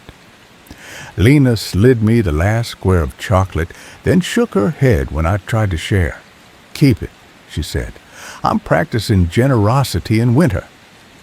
Marcus poured tea with 2 hands, the tin clink faint as a coin in snow. "Tomorrow," he said, not making it a plan so much as a place to set the idea, "we take a gift to the locker row, a square of card, a pencil, nothing written." "Footprints as answer," Sarah agreed. She adjusted the radio belt so the plastic wouldn't squeak against her jacket. The little click of the buckle landed with the dignity of a punctuation mark. The wind outside had gone from word to breath. The plastic over the window breathed with it, a shallow rise and fall. I leaned back against the wall and let my shoulders remember how to be part of a building. For a long while, there was only the quiet that comes when everyone trusts the same set of small machines. Then the room collected itself, drew a breath, and tapped the latch once. Not 3, 1. A single, polite knuckle. None of us moved. The heater looked straight ahead. The radio did not volunteer to be brave. The latch sat with its polite shine. Somewhere below, down the stair, down the corridor that had decided to be honest, the ledger turned a page without tearing it. Farther yet, The smooth wall kept a sentence in its mouth in case it was needed. A second knock. The same courtesy. Not a rhythm. A question shaped like hardware. Rule 1, Lena breathed, and I heard the smile she put under it, the kind you use to tame your own hands. We answer with feet, I said, because repetition keeps rooms gentle. We chose stillness as the answer a house can eat. Sarah lifted the recorder and set it nearer the door, not the latch, letting the microphone have the wood and the air. The red eye blinked its small duty. Marcus stood with his hands at his sides like a man in church whose amen is pressure on floorboards. The third knock came late enough to be forgiven for being eager, not loud. The sound of someone who had learned manners from rooms. It carried no whistle. It carried no echo that wasn't its own. "Permission," Sarah said, almost not language. Then a decision. She took the pencil, drew a small square on paper, and propped it against the latch, not over, beside, as if leaving a window where a hand might find it. No arrow, no word. The opposite of an invitation, which is to say, a chance. We waited. The heater took a breath. The recorder's tiny speaker filtered up, the heartbeats of wood. The knock did not come again. The latch stayed a latch. "Okay," Lena said quietly, and the room allowed the word to be an exhale. We moved into our soft evening. Marcus checked the time like a man politely declining to argue with it. Sarah loaded a new card. I wrote in the notebook because hands like doing the work in rooms that have earned their quiet. We wrote nothing dramatic. Tea levels, rope wear, air taste at the vent. The way the mirror chose honesty first today. Under that, I added one line the way a person sets a stone on a cairn. Not to own anything, to mark witness.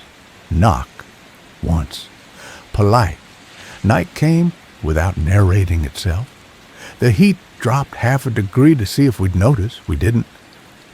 The door settled in its jam with a sound like a prayer's spine, easing. Outside, frost began its patient embroidery, thread drawn lightly through plastic and nail. When sleep came, it came like a thing that had learned to pass gently. I lay on my side facing the door and watched the dark widen and narrow with the heater's breath. Somewhere below us, the upper vent window wrote H-E-R-E in pencil quiet strokes for no one's benefit but its own. The corridor's mirror held a moth for a second and let it go. The ledger room reshelved someone's careful card just once, corrected its angle. The glass room kept its porch light amber and honest. I dreamed I was standing at the mine gate in snow you could comb. The head frame was closer than it should be, and farther both. The chain had no frost, and every link wore a dot of graphite, 3 and 3 and 3. But none of them made a triangle because the snow would not allow geometry that didn't serve. I touched the chain, not 3 times, not even once, just let my knuckle feel metal, and the gate, rather than open, appeared to breathe. "Home," the dream said through the chain. "Here." And then, softer, a word it had been practicing, "Welcome," not to me, to itself. I woke because the recorder had found something to love on its own. The red eye glowed. The little speaker whispered out a sound that made the room sit up without moving. Pressure. Wood under finger. The latch turned a 1/4 inch and stopped. Not because it was locked, because something practiced stopping. The radio took the next 2-minute check without stealing anyone's mouth. "Green," it said, dutiful. The word sounded like a blanket tugged higher. We didn't speak. Sarah crossed the room and leaned her forehead near the latch, not touching, the way you put your head near a cold window to see if there's weather on the other side that needs a name. Marcus stood, then sat, then stood again, the way men grow comfortable with helplessness when it's chosen. Lena burrowed deeper into her bag and pulled the drawstrings like a child making the world smaller to manage it. I watched the door the way you watch the ocean at night, ready to be comforted by sight lines changing and not asking for proof. The dots on the frame didn't budge in any way a clock could sell.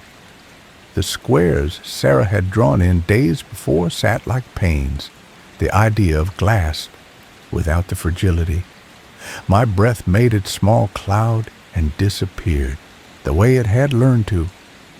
The fourth knock, if it came at all, came as the head drift just before sleep. I felt it more than heard it. A tiny courtesy pressed into wood. Not a command, not a test, an RSVP. Sometime in the long, low middle of night, a sound rose from the mind you could mistake for wind if you wanted. It started in the upper vent as a hush, met itself in the stair where the wait sign kept its moth, folded around the mirror that had learned true, crossed the benches slowly, and came up through the ledger room as a brush of card against card. It touched the smooth wall, kept the sentence safe, glided down the corridor that forgets and remembers at will, and finally leaned like a shoulder against our door. It was not the 3 notes, though those braided through it like thread. It was not a word, though here and home drifted in it like simple boats. It was the sound of a place keeping watch, without needing to be seen keeping watch. Morning, when it came, did so at a reasonable hour. The heater clicked and said, in its idiom, "I'm still with you." The radio woke and did not pretend. The dots on the frame had edged a hair above the latch, so little you could call it imagination and not be wrong. Sarah picked up the pencil, poised, then smiled and set it down. "I think it's asking us to knock," she said very softly, "not to enter, to show we know how." "Feet first," Marcus murmured. "Hands only once," Lena added. "No pattern." I stood, palms damp with sleep, and went to the door the way you go to a porch you've earned. I set my knuckles to the wood and gave one small knock, the kind a person makes when they're already halfway welcome and would like to prove they understand grace. The door answered itself with warmth through grain. The latch did not turn. The house liked the idea of the gesture more than the action. I stepped back, let the room reclaim the space. The heater hummed as if someone had passed a test that had no grade. Down below, already awake, the mind rearranged its small sentences into a new order and sent them up, slow as steam, so we could hear, "You are home here." We did not answer with mouths. We set the day's plan gently on the table and let it breathe. One gift for the locker row, a visit to the smooth wall, tea when we returned. The room agreed. The chain, when we reached it later, would try a chime and decide it was enough to be metal. The corridor would humor us with a brief forgetfulness before remembering on purpose. The mirror would practice truth first.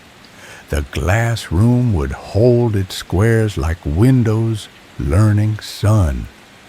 But just then, tired, clean, held, we sat and let the door be a door that knew to wait until people and places matched their sentences. Chapter 16. The day we left, the light-on morning folded itself neatly over the room, the heater drawing its thin blue line like a steady signature. The dots on the doorframe had edged a whisper above the latch. respectful as ever, not insisting. Sarah held the pencil above the wood, listening. She didn't box anything.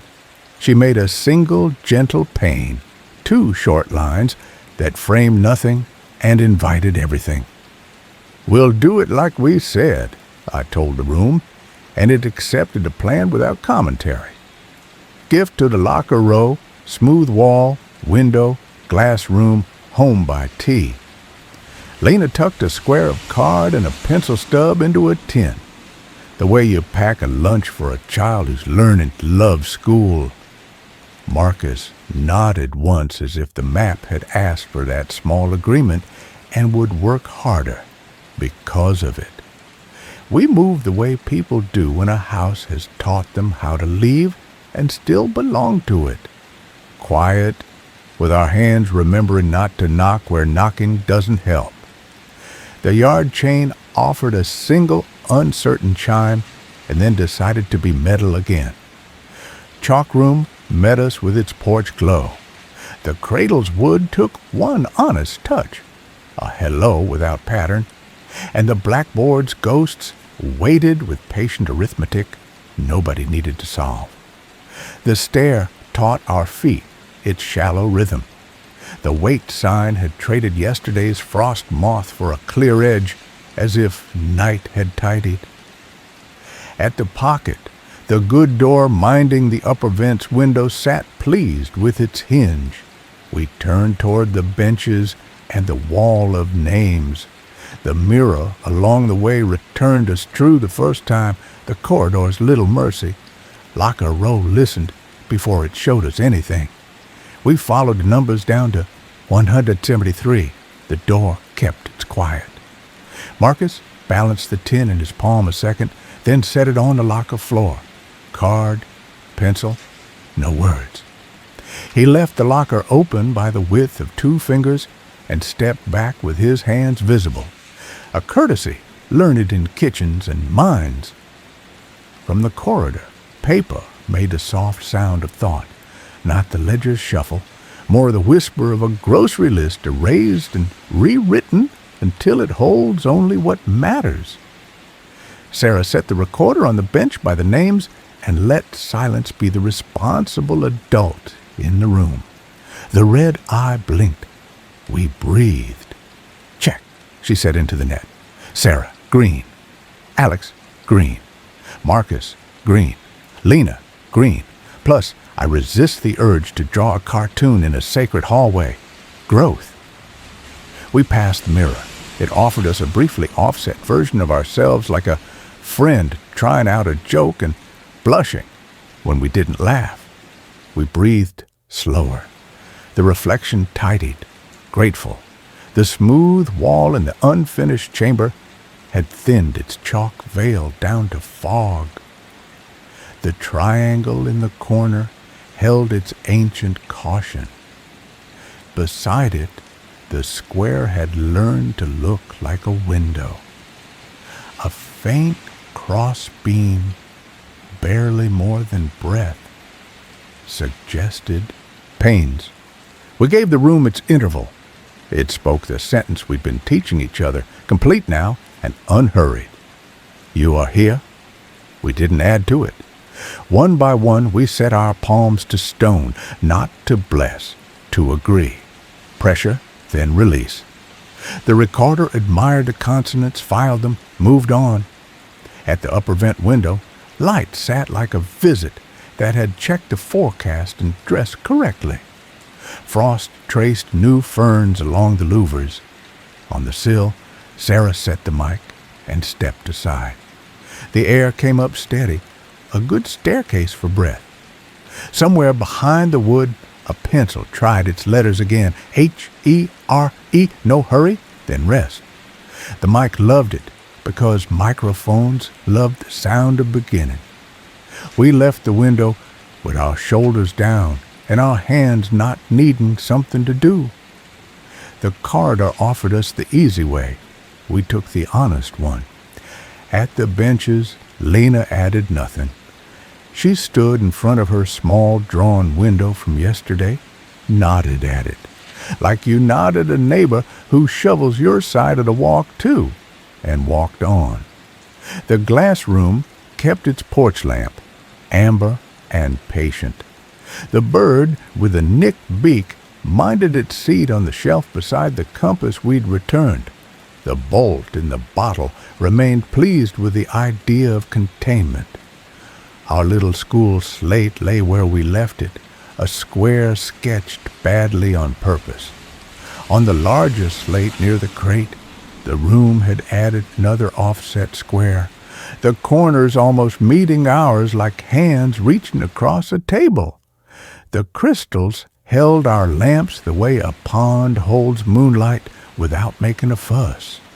We didn't request anything. We sat our weight on the boards like a family after dinner. The room gave us air on glass, drip in dark rope brush. Then, soft as steam, the old composites arrived, arranged in an order that felt like a door closing gently. "Home?" said down in the timbers. "Here," answered through crystal and slate. No lure, no test. A label that fit because the place had grown into it. Marcus stood near the shelf and looked not at the bird, but through it. In that way you look when a face you love arrives in the room and doesn't need your name. "He died warm," he had told us once. Today, he didn't say it. Today, warmth was something the mind and the room and his chest understood without a witness. Lena pulled her glove over the pencil-stiff bellies of her fingers and chuckled without sound. "I used to keep a bat by the bed after the home invasion," she said, not to the room, to herself. "I've been sleeping with my hands open here." She didn't ask the room to approve. It did anyway by doing nothing dramatic. Sarah set the recorder to a long take and wrote one line in our notebook with the soft, square hand she used when the world was fragile. Feet answered. Mouths didn't. We made the loop back. The stare felt ordinary, a compliment. The wait sign kept its job and didn't require our applause. The mirror showed 4 people who had learned to keep their shoulders where their lungs could reach them. Chalk room again. The cradle's wood held our 4 brief touches like a ledger that already knows the numbers will add. The blackboard offered its ghosts and did not insist on homework. We climbed. In the foreman's office, the latch sat with polite shine. The dots on the doorframe had inched to eye level. Since morning, barely, but enough that you could argue either side and not be called a liar. Sarah lifted the pencil. She didn't draw a box. She made a small 5-point asterisk in the space above the highest dots. More flower than star. So light, it was almost a guess. "For Lena," she said, and Lena rolled her eyes and failed to hide the pleased part. "Tea," Marcus suggested, which by now was as strong as any law. We ate as if we had always known how to eat in this room. The heater put its blue voice in the air. The radio took its even 2 minutes and said green without borrowing a face, then grew companionably bored and let the building's quiet carry the hour. We played the day back. Locker room breath, the pencil spelling here at the window, the smooth wall sentence, the glass room's 2-word chord. They fit together like cutboards laid flat and true. Dusk arrived with its usual courtesy. The plastic over the window sighed a little as the cold practiced its scales on the nails. My sister's 3 notes threaded through the quiet. Not from the mind this time, not even from the heater's throat, but from the muscle memory that sits in a sternum when it knows it's allowed to keep a song. They didn't ask me to come out into the snow. They didn't ask for an answer. They turned a circle and settled like a shawl arranged just right. We'd been avoiding one human ritual because rules, because respect, because we were learning. The room had been patient. It was time to do it the new way. Ready? I asked. Not about gear or maps, about departure. Ready, Sarah said, and slid the recorder into its padded sleeve as if tucking a child for a nap. Ready, Lena said, grabbing the last couple of batteries and pocketing the empty wrappers because she'd decided this place didn't deserve trash. Marcus stood, palm grazing the map like goodbye in a dialect paper understands. Ready? He said, and the word had weight arranged properly. We packed. We didn't hurry.